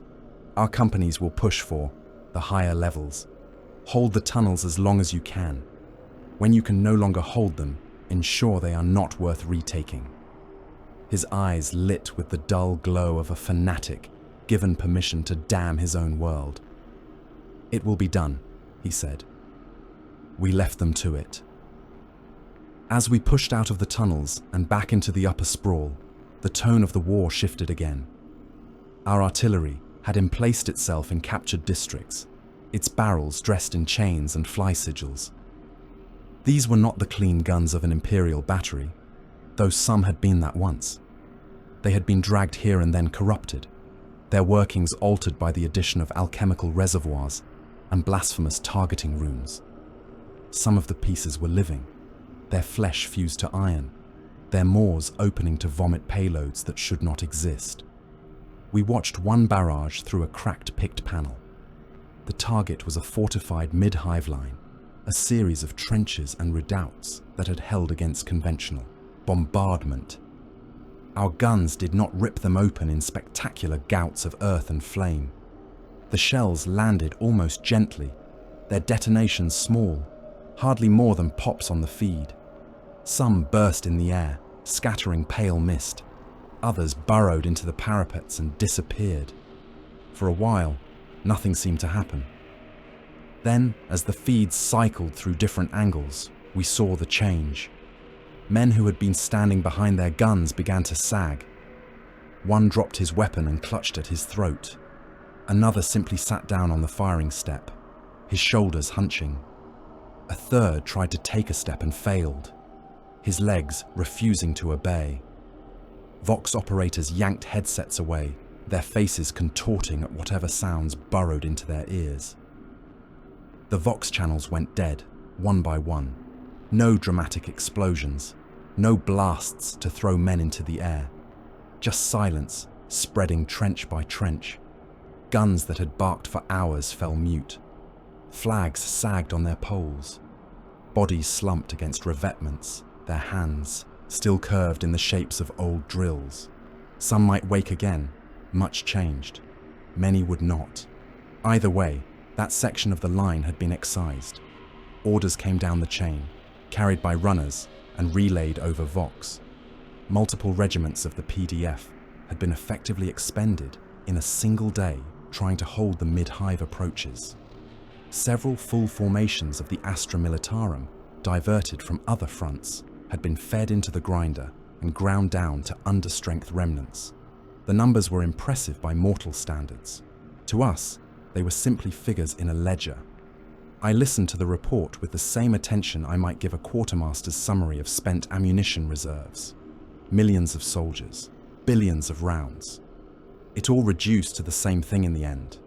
Material transformed into absence. Our own casualties were not insignificant. In one push toward a primary transit hub, we crossed an open boulevard that had been swept clean by previous bombardments. The defenders, not entirely incompetent, had sighted anti-armor guns to cover it from overlapping angles. For a few hundred heartbeats, the air was thick with incoming fire. I remember the moment my world lurched. A shell meant for one of our blight haulers slipped low, its trajectory warped by some quirk of the ruins, and struck me squarely. The impact was like being struck by a charging Grox with a tank strapped to its shoulders. My chestplate imploded inward with a sound that cut through even the thunder of battle. I left my feet and hit the ground hard enough to crack the pavement. For a brief while, I could not draw breath. Warning runes screamed across my helm display. Armor integrity markers flickered from green to amber, to an ugly, insistent red in the area around the hit. Something wet, thicker than blood, flooded into spaces it had not occupied before. Filters clogged with the taste of metal and ash. My limbs felt distant, their responses delayed. Above me, the battle continued. Gareth bellowed something over the Vox, more to check if I still heard him than from any real concern. Voren's bolter thudded on, its rhythm unbroken. The new brother cursed as a last beam carved across his pauldron. I lay there for a heartbeat, then another. Eventually, my remaining heart remembered its duty and hammered forcibly against whatever mass pressed upon it. The other, offended by the interruption, shuddered back into some semblance of activity. The sensation was unpleasant, like being jerked awake from too deep a sleep, but it reassured me. I moved my arm. It responded. Slowly, my gauntlet scraped against fractured ceramite. I rolled, feeling plates grind against shattered composites, listening to the obscene symphony of my own reconstruction. My armor did not so much heal as realign itself around the new damage, accepting the warp-twisted changes in my flesh beneath and using them as reinforcement. I got my boots under me and pushed, rising back into the fight. The hole in my chestplate gaped like a wound in a ship's hull. Through it, things pulsed and shifted that no longer resembled the organs they had once been. Flies stirred, offended by the sudden draft. It hurt in the way that deep, bone-anchored injuries hurt, but it was a distant thing, muffled by layers of other aches. "You are slower," Gareth observed over the link between bursts of fire. "Try not to let the next shell hit the same place. It would be wasteful." "I will consider your advice," I replied. We pushed on. In the distance, beyond the broken stacks of hab blocks and the forest of smokestacks, I saw god machines move. Titans strode across the horizon, their silhouettes cutting through clouds of ash and pollutant. Loyal engines of the Omnissiah, their carapaces marked with cog and skull, traded fire with corrupted peers that had long since forsaken the Red Planet's litany for other, darker rites. Their weapons spoke in voices that turned whole districts into collapsing ruins. Void shields shimmered around them, flaring as they absorbed the sort of punishment that would have vaporized an armored brigade. Closer, Artillery barrages from both sides scoured the ground in constant waves. Shells fell in patterns that carved streets into fields of craters and crushed buildings into jagged heaps. The air was never still. Dust and smoke and fragments of things that had once been solid drifted constantly, settling only to be kicked up again by the next shock. We advanced toward one of the primary hive gates under that storm. The gate itself had been built to withstand siege. Massive slabs of reinforced plasteel, layered with void shielding and backed by meters of adamantium bracing. Bastions flanked it, bristling with guns and missile racks. Defensive fields shimmered across its face, rippling where our long-range fire probed for weaknesses. Plague engines rumbled up alongside us, grinding across the shattered ground. Some were corrupted tanks with swollen hulls and oozing tracks. Others were things that had never known a clean design, walking on too many limbs or slithering on their bellies, dragging artillery pieces that coughed shell after shell toward the gate's fortifications. We laid down suppressive fire as we moved. Bolter rounds pounded into firing slits and embrasures, discouraging enemy gunners from raising their heads. Return fire from the walls chewed at the ground around us, plucking up chunks of debris and flinging them about. Men on the parapets fired laser guns and heavier weapons, their silhouettes stark against the smog-stained sky. Mortals moved among us too, cultists in stolen uniforms and patchwork armor, traitor guardsmen whose loyalty had shifted from the throne to the garden. They hugged the shelters of our hulking forms, darting forward when we did, falling back when we paused, their courage anchored to the slow tread of plague marines. One of them lost his nerve. It happens. The Imperium trains fear into its men alongside obedience, but fear is an old and stubborn thing. Under enough pressure, discipline cracks. We were crossing a particularly exposed stretch of ground when a barrage walked a little too close for comfort. Explosions stitched the earth around us, throwing up rubble and fire. Men screamed. Someone went down clutching a leg that was no longer there.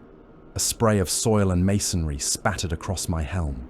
A cultist ahead of us froze. He had been running toward the lee of a wrecked tank, lasgun clutched in both hands, eyes fixed on the distant gate. The barrage hit, and he stopped dead, his body locking. His head turned slowly, as if in a nightmare where the air had turned to syrup. He saw a shell burst nearby, saw the bodies flung by it, saw the sky full of contrails and smoke, and something inside him broke. Instead of diving for cover, he turned and ran the other way, not toward any other shelter, not toward another firing line. He simply ran, legs pumping, weapon forgotten, mouth open in a wordless wail. I reached out as he passed, caught him by the collar, and hauled him off his feet with one hand. His boots kicked uselessly in the air, his eyes bulged. Up close, I could see the poxmarks on his skin, the beginnings of lesions around his mouth. He had already taken in the Plague Father's gifts. They just had not had time to bloom fully. "Please," he gasped, his voice lost in the thunder around us.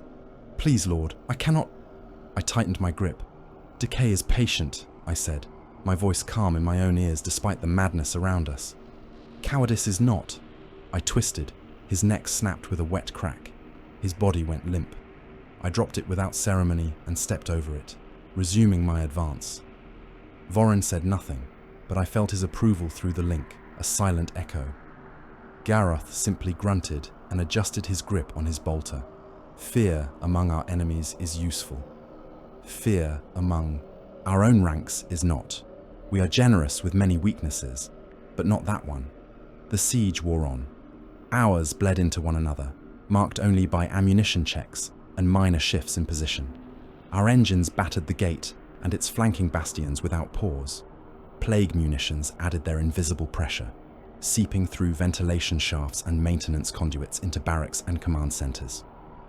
We could see the difference as time passed. The volume of return fire diminished. The discipline of their volleys faltered. Gaps appeared along the parapets where gun crews had simply failed to appear. Through captured Vox channels and hijacked pict screens, Imperial Command tried to maintain the illusion of control. We saw broadcasts piped across the hive, intended for morale, now turned against their original purpose by our interception. A governor, his uniform pressed, and his face powdered to hide the shine of stress, assuring his people that the situation was contained. That reinforcements were en route, that the Emperor watched over them and would not allow his loyal servants to fall. Behind him, through hastily blacked-out windows, fires raged. Another feed showed a junior officer addressing a battered company, promising that their sacrifice would be remembered, that their names would be inscribed in honor rolls, that the traitors would be driven back.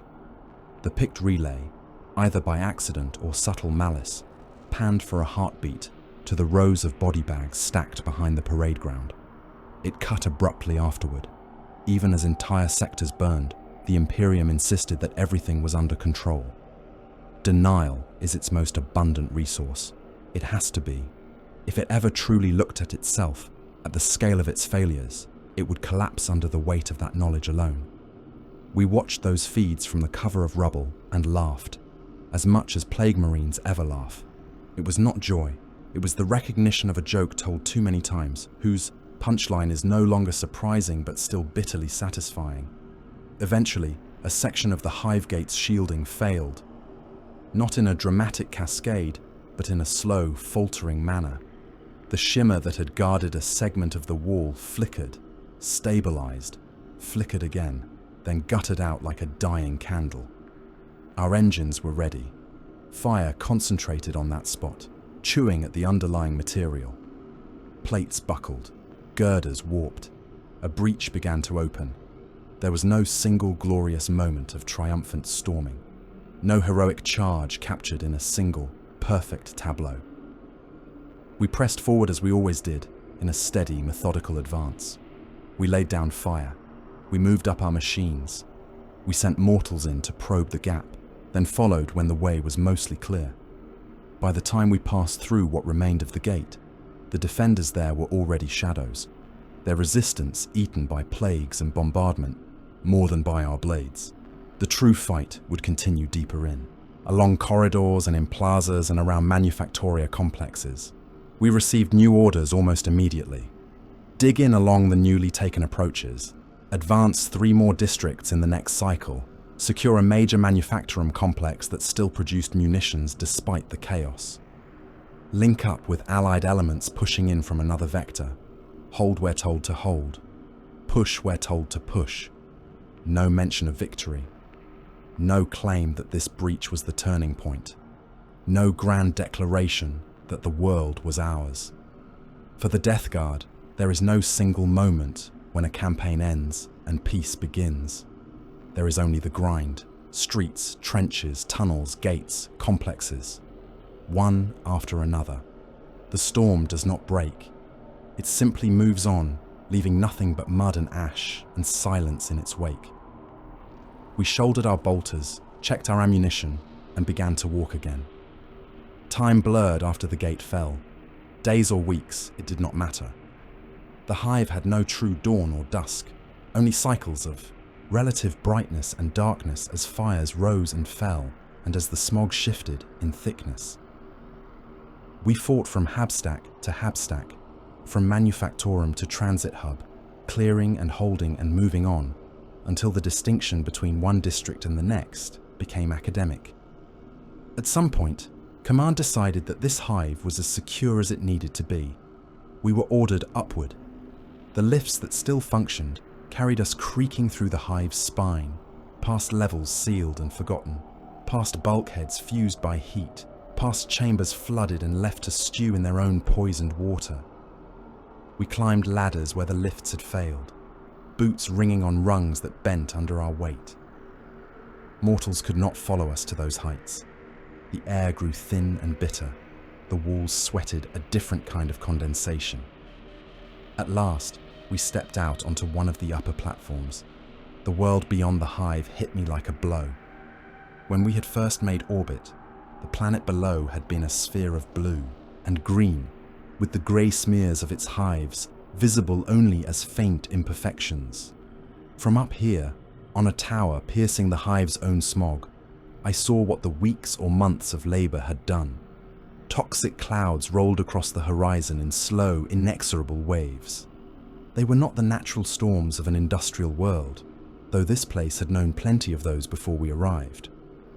These clouds had colors no weather chart would recognize, shades of bruised violet and bilious green and slick, oily black.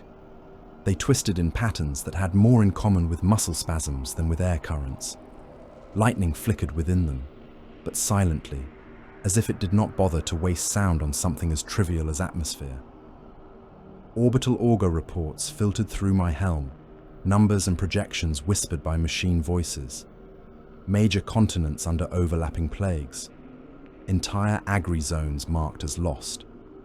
Casualty estimates sliding past the point where any mortal mind could find meaning in them and continuing upward. Billions, many times over, and still increasing. I watched the toxic banks of cloud collide and merge over distant landmasses, smearing their colors together into new shades of sickness. In the breaks between them, I glimpsed the wreckage of hive clusters, some still burning, others already reduced to lightless scars. Rivers ran thick and dark. Oceans frothed where plagues had found purchase in their currents. Beautiful, Vorin said beside me. He had removed his helm, letting the poisoned wind touch the scarred ruin of his face. It tugged at the tatters of flesh and the strands of hair that still clung to his skull. There was no risk in it. Whatever this air carried, he already hosted. It is a beginning, I replied. Behind us, the hive muttered and groaned like an old beast dying slowly. Sections of the sprawl had not survived the strain. What had once been a seamless crust of hab blocks and transitways had begun to collapse in on itself. Whole districts had simply given way, dropping into the lower levels in slow, grinding avalanches. Those gaps yawned now like open wounds, their rims lined with jagged rebar and fractured playscrete. Down in those newly made chasms, plague gardens were forming. They were not gardens in any human sense. There were no planned beds, no neat rows, no cultivated flowers. Instead, there were forests of rusted beams, their surfaces thick with fungal growths in obscene shapes and colors. Towers that had once housed families now leaned drunkenly against one another, their interiors hollowed out and replaced by mats of mold that pulsed gently, as if breathing. Pools of sump effluent had bubbled up from ruptured conduits and settled into lakes that glimmered with oily films, their surfaces broken occasionally by the slow rise of gas. Worlds flower in our patron's image when properly tended. We had tended this one with shell and spore and stubborn labor. It was beginning to bloom. The Imperium noticed. It could not ignore the loss of a world like this, not without admitting that its grip on the galaxy was weaker than its own propaganda claimed. It did not matter that it had already written off countless lesser planets. This one supplied others. This one mattered to their ledgers. So the reinforcements came. We watched the first wave arrive from our high vantage point. Dropships plunged through the poisoned clouds, their hulls still pristine, their formation tight. They bore the markings of fresh guard armies, drawn from some distant muster world that had not yet learned what it truly served. Sleek aircraft screamed overhead, their wings cutting contrails through the unnatural vapors as they dove to strafe what they thought were enemy positions rather than sites of unfolding apotheosis. Transports delivered stormtrooper formations in full parade condition. Their armor shone under camo meshes. Their weapons were newly oiled. Their discipline was iron. They deployed in perfect textbook patterns, establishing fire lanes and fallback points, their officers barking orders with crisp confidence. Behind them, at a more measured pace, came a legio of titans. Their arrival shook the ground. Void shields shimmered in the upper air as the god machines made planetfall, their massive forms supported by grav fields and engines that roared like captive thunder. When they stepped fully onto the poisoned soil, the earth itself cracked under their weight.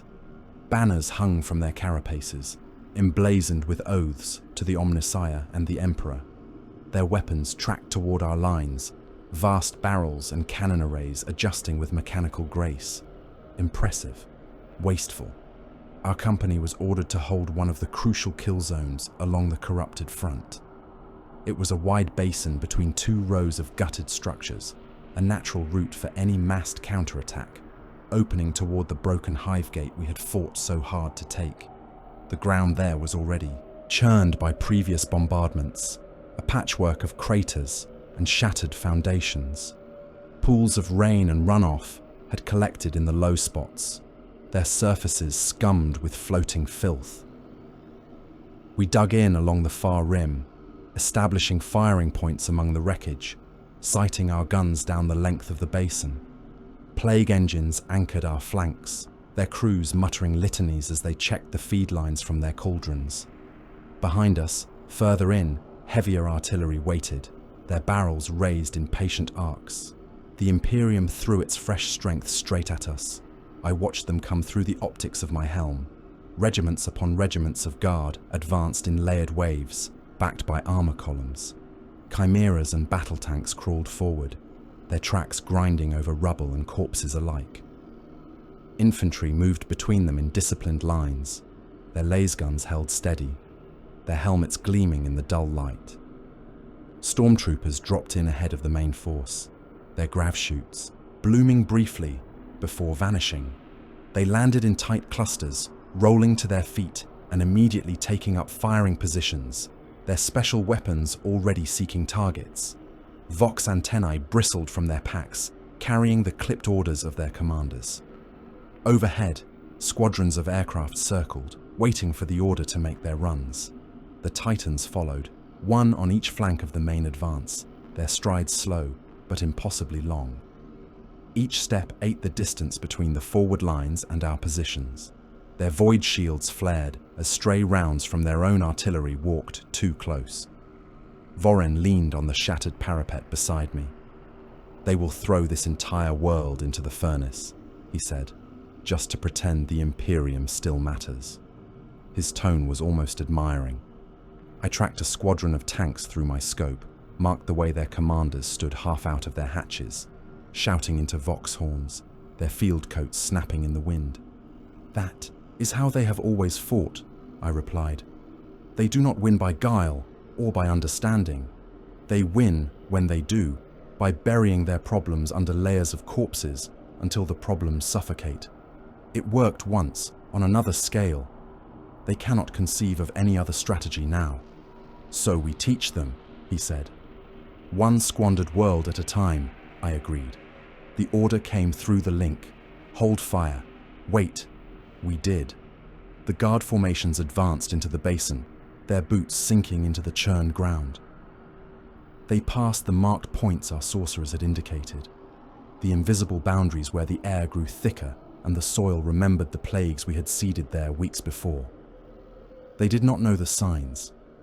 Their Auspex readings, if they bothered to check them, would have shown nothing they trusted. The Imperium does not teach its soldiers to recognize warp rot.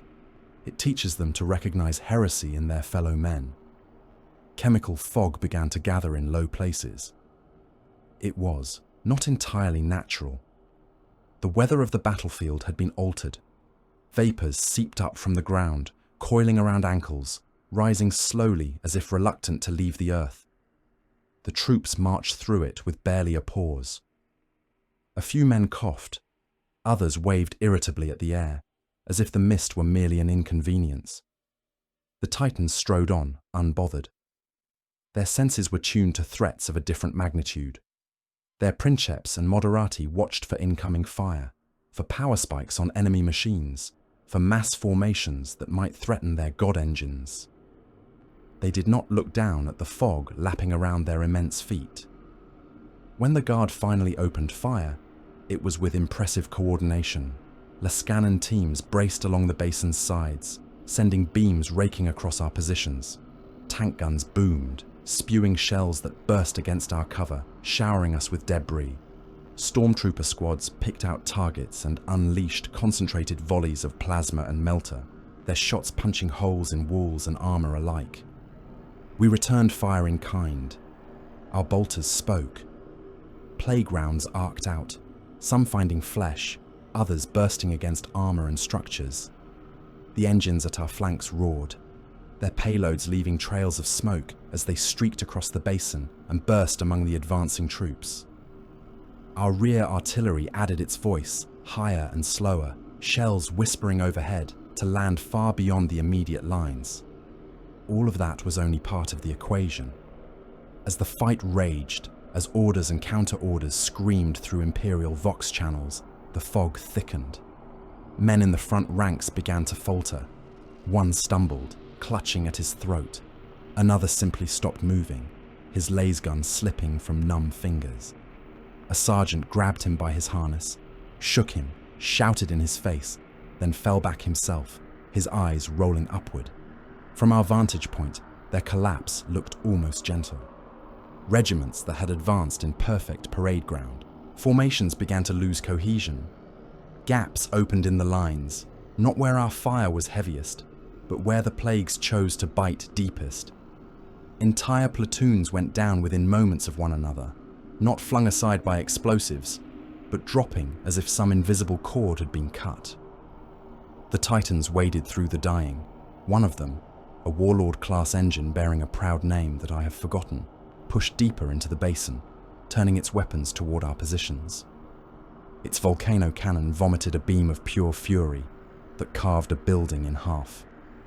Its carapace-mounted launchers rattled, sending storms of missiles arcing toward our rear. Then its stride faltered. The engine took a step, and its foot struck ground softened by rot. The soil, undermined by unseen decay, gave way. The Titan's weight drove it down, one leg sinking deep. Its void shields flared bright as it flailed for balance, then guttered as stress fractures raced through its structure.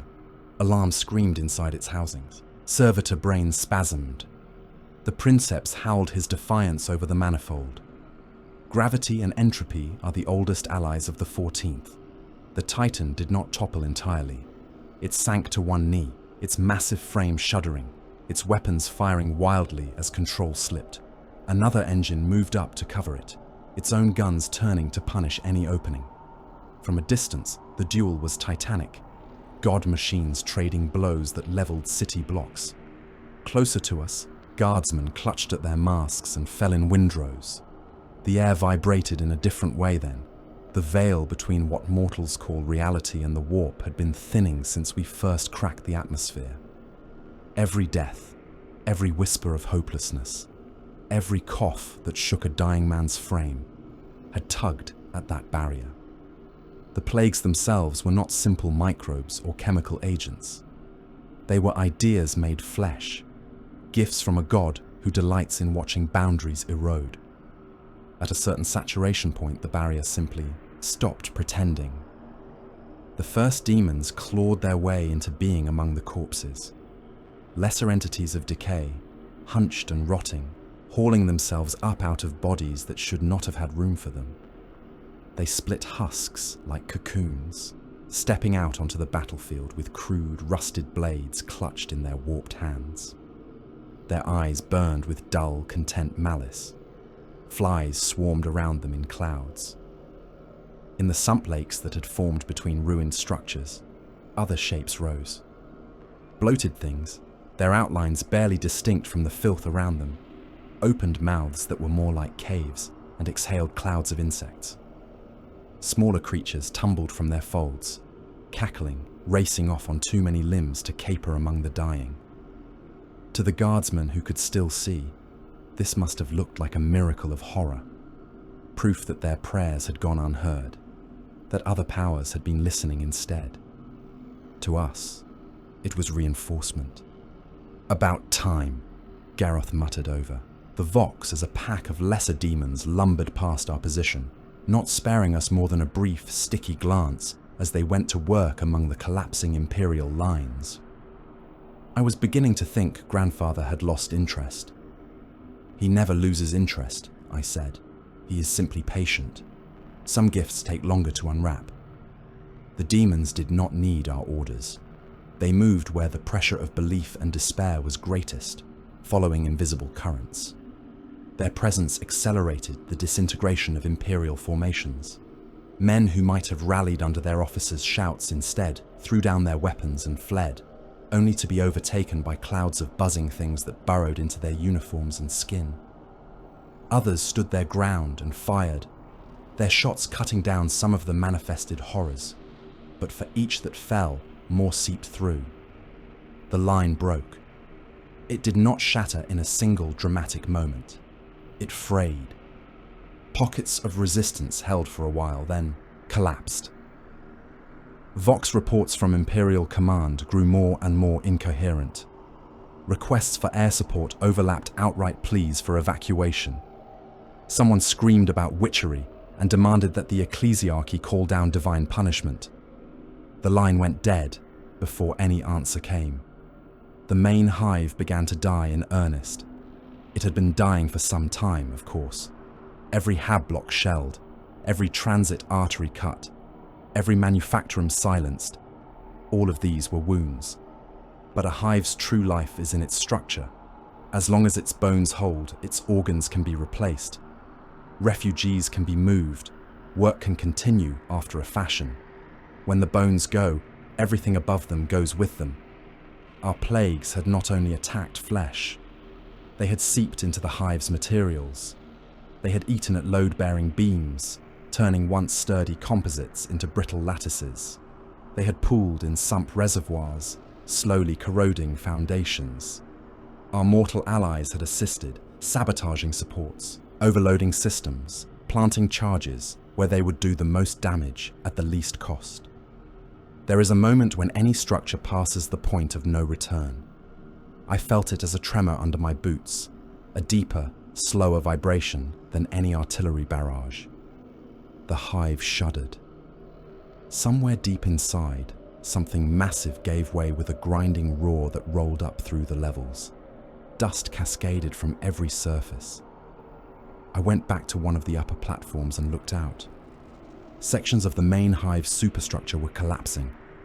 Vast strata of hab blocks, manufactoria, transit routes, all of them sliding inward toward the center as supports failed. It was not a neat process. Some segments broke loose and fell almost intact, slamming into lower levels and shattering there. Others crumbled as they went, dissolving into clouds of debris. Fire bloomed along fracture lines where ruptured fuel lines ignited. Millions died in those moments, buried alive, crushed, flung into voids that had not existed an hour before. Their screams did not reach this height. Their fear did. The hive's proud spires, symbols of imperial authority, swayed. One of them began to lean, slowly at first, then faster, snapping under its own weight. It went over in sickening, majestic slow motion, its tip scything through the poisoned air to impact another stack. Both went down, vanishing into the dust plume. Gravity and entropy, old friends, always ready to help. Word came through the Vox in fragments, buried under static and the background roar of a dying city. The planetary governor was dead, killed in his bunker by his own bodyguard, according to one report. Suffocated when life support failed, according to another. Burned in riot fires, if a third source could be believed. It does not matter which version is true. Dead is dead. The PDF command structure was described as non-functional. Cult uprisings had begun in several other hives and in the agri-zones that fed them. Administratum offices had been stormed in at least one secondary hive, their scribes torn apart by the same men whose lives they had reduced to numbers on ration reports. From my perspective, this world had slipped beyond the Imperium's grasp some time ago. Now it was obvious, even to those still clinging to the old certainties. The planet no longer existed as a loyal asset. It was meat on our god's table. We assembled near a rotting field altar to mark the moment. The altar itself was a captured statue of the Emperor, hauled down from a plaza and toppled onto its back. It lay half buried in rubbish and ash, its stone face cracked, the carved features eroded by smoke and the scrapes of boots. Someone had gouged the aquila from its chest and replaced it with the 3 circles of Nurgle, crudely carved but effective. Rusted chains wrapped the statue's limbs, binding it to the ground. The Lord of Contagion stood upon the fallen chest. His armor was thicker with filth than when we had last mustered before him. New growths bulged along his pauldrons. Fresh bells had been added to his harness, their tones deeper. His man-reaper rested against one shoulder, its blade caked with the residue of recent work. Around him, plague marines gathered in a rough ring. Engines idled at the edge of the assembly, their crews watching through grimy viewports. Mortals knelt further back, some in worship, some because they lacked the strength to stand. "The tally is taken," the Lord said, his voice carrying easily over the crackle of distant fires. "The plagues are rooted, the hives are broken, the governor is dead, their fleets flee or burn. This world is no longer theirs, it is ours, it is his." He gestured with the scythe toward the fouled sky, toward the unseen presence that watched through every droplet of infected rain. "Tithes of souls and flesh have been rendered," he continued. "The garden will swell with their addition. The long war advances one rotted step at a time. You have done as you were made to do." He fell silent for a moment, letting the words sink in. One of the plague marines near the front, a veteran whose armor bore the scars of wars older than most civilizations, spoke up. His tone was not defiant. It was weary. "What changes for us now, Lord?" he asked. "We have broken their world. We have fed the Plague Father. What comes next?" The Lord's helm turned slightly, lenses fixing on the speaker. For a heartbeat, the only sound was the distant rumble of another partial collapse. "Nothing changes," he said at last. "Everything changes. This world is finished for us. There are others. There are always others. We march on. We spread. We endure. That is all we are. That is all we need to be." A simple answer, and the only honest one. The field altar service ended with a few muttered chants and the spilling of some symbolic fluids. We dispersed, squads peeling away to tend to their equipment, to watch for any last, futile imperial efforts, to oversee the pacification of particularly stubborn pockets of resistance. Up in orbit, our fleet shifted position. Orders came down from the Strategium. Some hives were to be left as they were, sealed under quarantine by orbital fire, directed not to annihilate them, but to cut them off. Their gates would be buried under rubble. Their transit lines would be severed. No one would leave. Whatever survived inside would rot in the dark, forgotten by any ledger that mattered. Others were marked for more direct measures.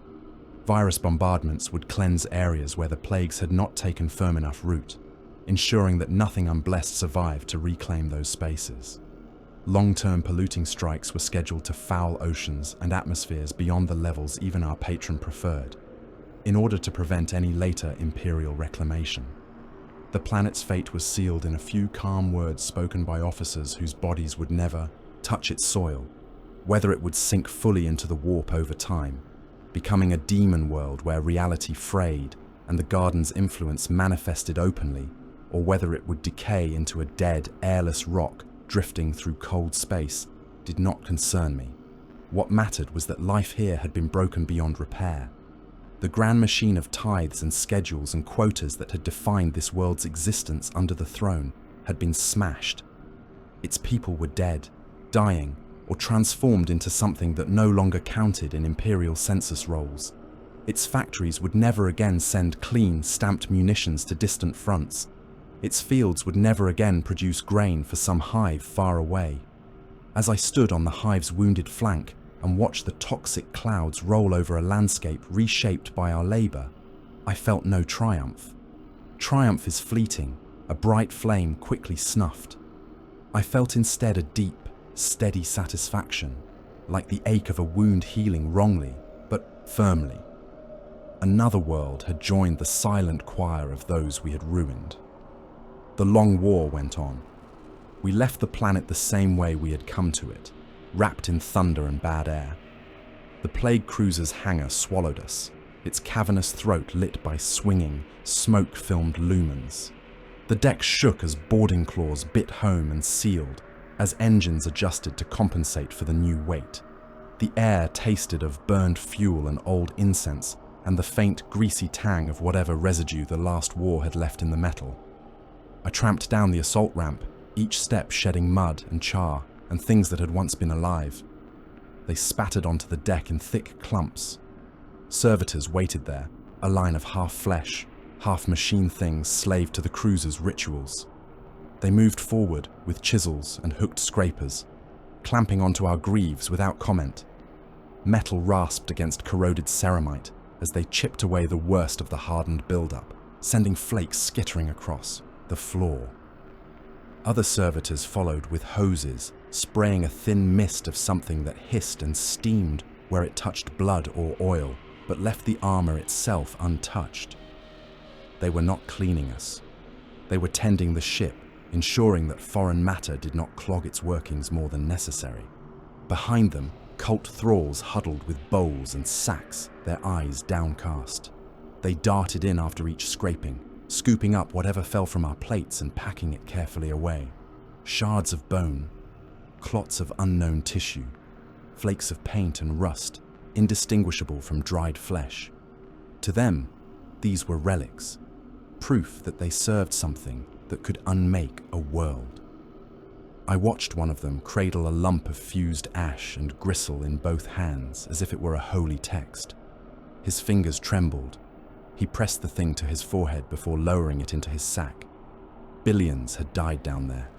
Their lives had burned away in firestorms and plagues and slow, grinding collapse. All of that loss had boiled up into a residue that could be scraped from my boots. When the servitors had finished their work on my armor, I moved off, leaving them to swarm over the next squad in line.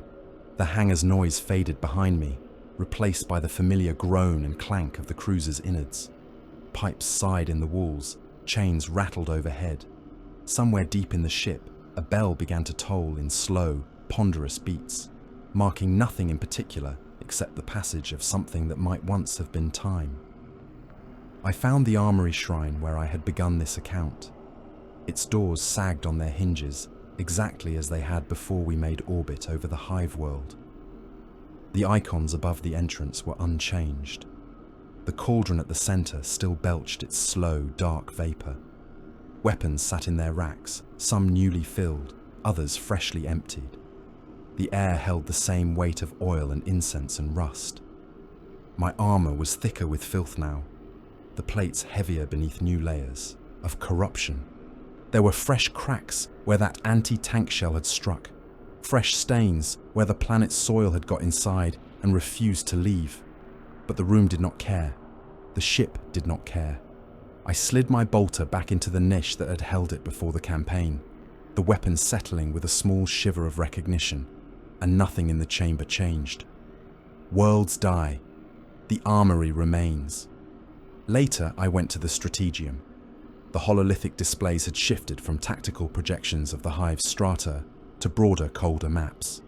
The planet hung in the air above the main console, marked now with a different palette.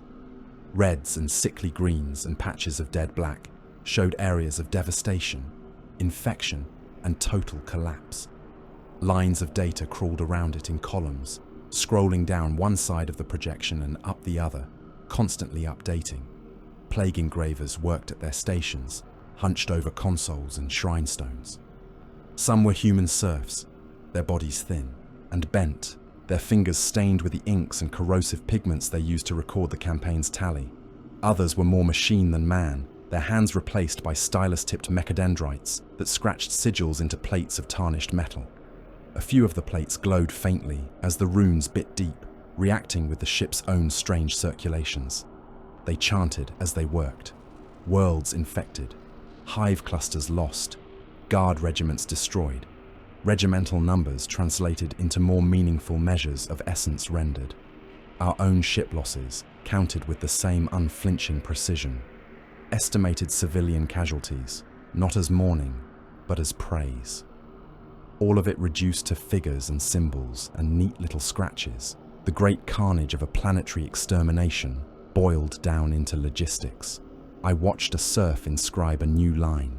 His stylus moved carefully, following a pattern dictated by the murmuring of a robed officer at his shoulder. the world's designation, its classification, the notation that it was now considered non-compliant and non-recoverable. Attached were the tithes rendered in flesh and faith. The plate would be set into a wall somewhere deep within the ship when the work was done. One more entry in a ledger that functioned as altar and archive both. To an outsider, to some loyal son of the throne, that wall would be a horror, a monument to genocide. To us, it was a harvest record, useful only insofar as it told us how efficiently we had plied our trade. Voren came to stand beside me, helm under his arm, his pale, ruined face turned up toward the hololith. "Do you remember the names?" he asked without preamble. "Of what?" I said, though I knew. "The worlds," he answered. "The ones we have done this to. Can you list them? If the plague engraver's plates were wiped clean, if the serfs choked on their own ink, could you recite the names to the Plague Father and reassure him that his work is accounted for?" I thought about it. A few floated up readily enough.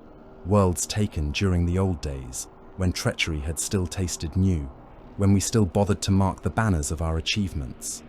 Planets where something unusual had happened. A Primarch's presence. A rival legion's intervention. A particular sight or sound that had lodged stubbornly in memory. Beyond that, the names blurred. I could recall tastes. The metallic tang of one world's dust, loaded with industrial runoff. The sweet, almost cloying scent of another's atmosphere, thick with flowering things that had rotted with delightful haste. I remember the way one planet's soil clung to my boots like damp ash, and how another's deserts turned to glass under prolonged bombardment. I remembered sounds, the way the wind keened through the broken spires of a dead hive, the distant, constant grinding of a world whose tectonic plates had been destabilized by our meddling, the particular rhythm of artillery on a battlefield, where both sides had been too stubborn to move for longer than most civilizations last. But the names, the administratum designations, the little strings of high Gothic and numerals that had once seemed so important, those had worn away. "I remember a few," I said at last. "Most of the others are flavors, smells, the feel of their gravity in my bones, the way their suns looked when they set through their own smoke." Voren snorted, something like amusement in the sound. "Victory rots in memory as surely as flesh," he said. "We lay waste to worlds, and after a few hundred years all we retain is that one of them tasted of bitter wind, and another sounded like breaking glass." "Perhaps that is fitting," I replied. "Names are the Imperium's concern. Catalogues, schedules, we deal in more honest measures."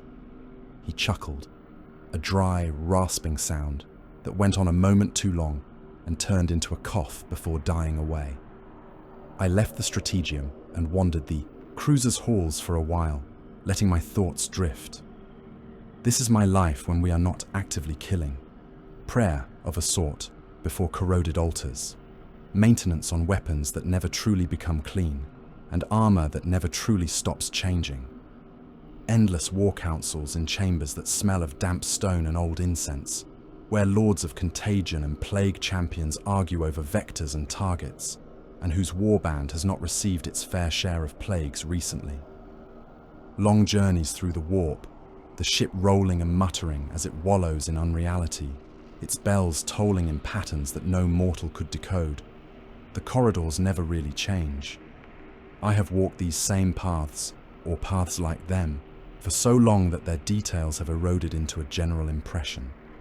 Rust, chains, dripping pipes, flickering lumens, poxwalkers shuffling in the lower decks, their hands occupied with maintenance they do not comprehend. Thralls scurrying, hunched and eager. Occasionally, warbands from other legions cross our way, bringing their own colours and their own stinks, but they are transients. The ship abides. The only true variety is in how each world dies. Sometimes it is fire, sometimes it is famine, sometimes the plagues do most of the work, whispering through air and water until whole populations lie down and do not get up again. Sometimes we crack continents. Sometimes we simply tip the delicate balance of a carefully arranged society and watch it tear itself apart. Different flavors, different sounds. Vox intercepts from the world we had just ruined crackled through the ship's systems, more out of habit than need. Screens in communal chambers showed grainy images from surface relays not yet destroyed. Hive streets packed not with living workers, but with shuffling congregations of the diseased, moving in slow, aimless processions. Makeshift altars erected in former transit hubs, where plague-ridden warlords preached in hoarse voices to crowds that coughed and swayed. Manufactoria floors turned into sleeping pits for those too weak to stand.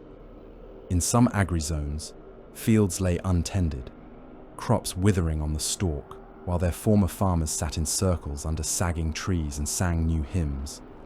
Herd animals, left to their own devices, wandered through towns that had grown too quiet, their hides mottled with the first signs of infection. From up here, the planet was already counted as lost. Down there, life went on, in its own warped way. For many of them, this is an improvement, I said aloud, watching a feed of a hive concourse where cultists handed out scraps of food to lines of the sick. The Imperium would have worked them until they broke and then fed their bodies to the next forge. At least now they know what they serve. A passing cultist thrall glanced up, unsure if I was addressing him. He ducked his head quickly and moved on when I did not repeat myself.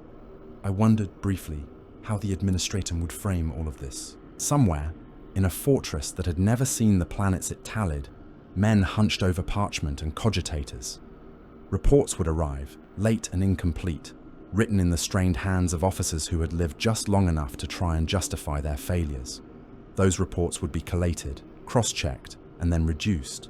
A line, perhaps, in a sector ledger, designation such and such, status, non-compliant, outcome, non-recoverable asset, note, hostile activity beyond acceptable threshold. Tithes discontinued. A different line in a different ledger, recording the loss of guard regiments by number and designation, their banners marked as missing or destroyed, their oaths transferred to other units without the dead being consulted. Years from now, some clerk might look at those lines and frown at an imbalance in the figures, a missing tithe to balance against a surplus elsewhere. He would adjust a few numbers, move a few obligations around. The genocide of a world and the breaking of its people would become a smear of ink, a brief irritation in a day full of such small inconveniences. The thought pleased me. We returned to the Strategium when the bells called us, answering the summons out of habit. The hololith had been wiped clean of the ruined planet's image. In its place, new stars burned in miniature. A subsector chart flickered and steadied, outlines of systems and their major worlds traced in faint lines. Coordinates pulsed, worlds were highlighted, notes appeared beside them, overpopulated hives, stretched defenses, routes of supply, reports of nascent cult activity, rumors of particularly overbearing governors whose zeal had begun to crack their subjects' backs in ways that could be exploited. The Lord of Contagion stood at the edge of the display, reading the data with the air of a man reviewing a maintenance schedule. "We move on this vector," he said, indicating a cluster of systems with the tip of his scythe. "This world, first, then these. Mortals there believe themselves safe behind the distance from the front. They will learn otherwise. Prepare for translation. Brief your squads. The cycles resume. No rhetoric. No pretense that this was anything other than another task on an endless list." Later, as we checked harnesses and walked the halls one more time in case the ship chose to shift any of its lungs before the next warp plunge, a younger plague marine fell into step beside me. He was not new to our ways anymore. The marks of his former chapter were almost entirely gone, buried under corrosion and the slow, inexorable spread of gifts. He still carried himself with a little too much stiffness, though, as if some part of him had not quite accepted the weight of his own armor. "Veteran," he said, "may I ask a question?" "You just did," I answered. "Ask another." He hesitated, then pushed on. Will the long war ever end? It was not a hopeful question. Hope does not last among us. It was a curious one, a man prodding at the cage he finds himself in, not because he expects it to open, but because he wants to understand its shape. In one sense, it already has, I said. He turned his head slightly, lenses fixing on me. The Imperium is dead on its feet, I went on. It does not know it yet. It still thrashes and froths and sends its regiments and its titans and its priests out to shout at the darkness. But the corpse has been cooling since the day the First Legion turned its face from the throne. We are not fighting to kill something vital and vibrant. We are composing the corpse song. We are arranging the body. He was quiet for a moment. And when the song is finished? He asked. Then there will be another, I said. Entropy does not retire. There will always be something standing that should be leaning, something breathing that should be wheezing. If not this Imperium, then whatever shambling edifice rises in its place. We will still be here. We will still be what we are. He made a small sound over the vox that might have been acceptance, or resignation, or both.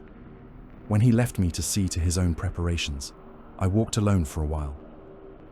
My existence is an unending hell of pain and decay and slaughter. That is not in dispute. Every motion grinds rust against bone. Every breath stirs flies and thickens phlegm. Every campaign layers new aches over old ones. There is no clean place I could go where I would not take my own filth with me, but I cannot imagine anything else. The idea of being clean is more frightening to me than any battlefield, of feeling nothing crawling in my lungs when I inhale, of walking through a chamber and leaving no stain behind, of lying down and slipping into a sleep from which I do not eventually wake because my hearts choose, arbitrarily, to start beating again. Those are alien concepts, horrors dressed as comforts. This is what I am, an instrument of a god who delights in watching things fall apart, who sees beauty in the way fresh paint cracks and fresh flesh sags. I was not born to it, but I chose it when the alternative was oblivion, and I have chosen it again every day since, by continuing to rise, to walk, to kill. There is a kind of contentment in that. When the final preparations were completed, when the last stragglers from the planet below had been hauled aboard in chains or left to rot as they deserved, when the engine's pitch had risen to that particular nauseating keen that heralds a warp translation, I returned to my cell. The door ground shut behind me, sealing out some of the ship's broader noise and leaving only the close, intimate sounds of its immediate surroundings. The walls sweated, as they always did. The lumen above my head flickered through its stained shroud. My throne of welded scrap waited in the corner, its contours molded by countless hours of my immobile weight. I removed my helm and set it on a EE hook, feeling the stale air of the chamber wrap itself around my bare head like a damp cloth. Flies stirred in the half-light, lifting from nooks and crannies to dance lazily in the air before settling again. The bells began to toll. Deep in the ship's spine, the warp drives howled. The sensation of reality losing its grip crept through the metal, through the floor, up through my boots and into my bones. The walls seemed to breathe, expanding and contracting in subtle, unsettling ways. Shadows lengthened and twisted. I sat down. The pains in my body shifted as the cruiser slipped between what mortals think of as real and what lies beneath it. Old wounds twinged, new ones throbbed. Some part of my armor, perhaps offended by the motion, clicked and oozed in protest. I let my eyes close, not in sleep, but in the slow, meditative stupor that passes for rest among my kind. Somewhere out there, beyond the warped hull, another world waited, another hive to crack open, another ledger to fill, another set of lungs to clog. When the bells changed their pattern, when the Vox whispered new coordinates into the ears of the officers, when the ship swung its rotten snout toward fresh prey, they would come for us. The hangar would roar, the servitors would scrape, the cultists would chant. We would walk down the ramps once more.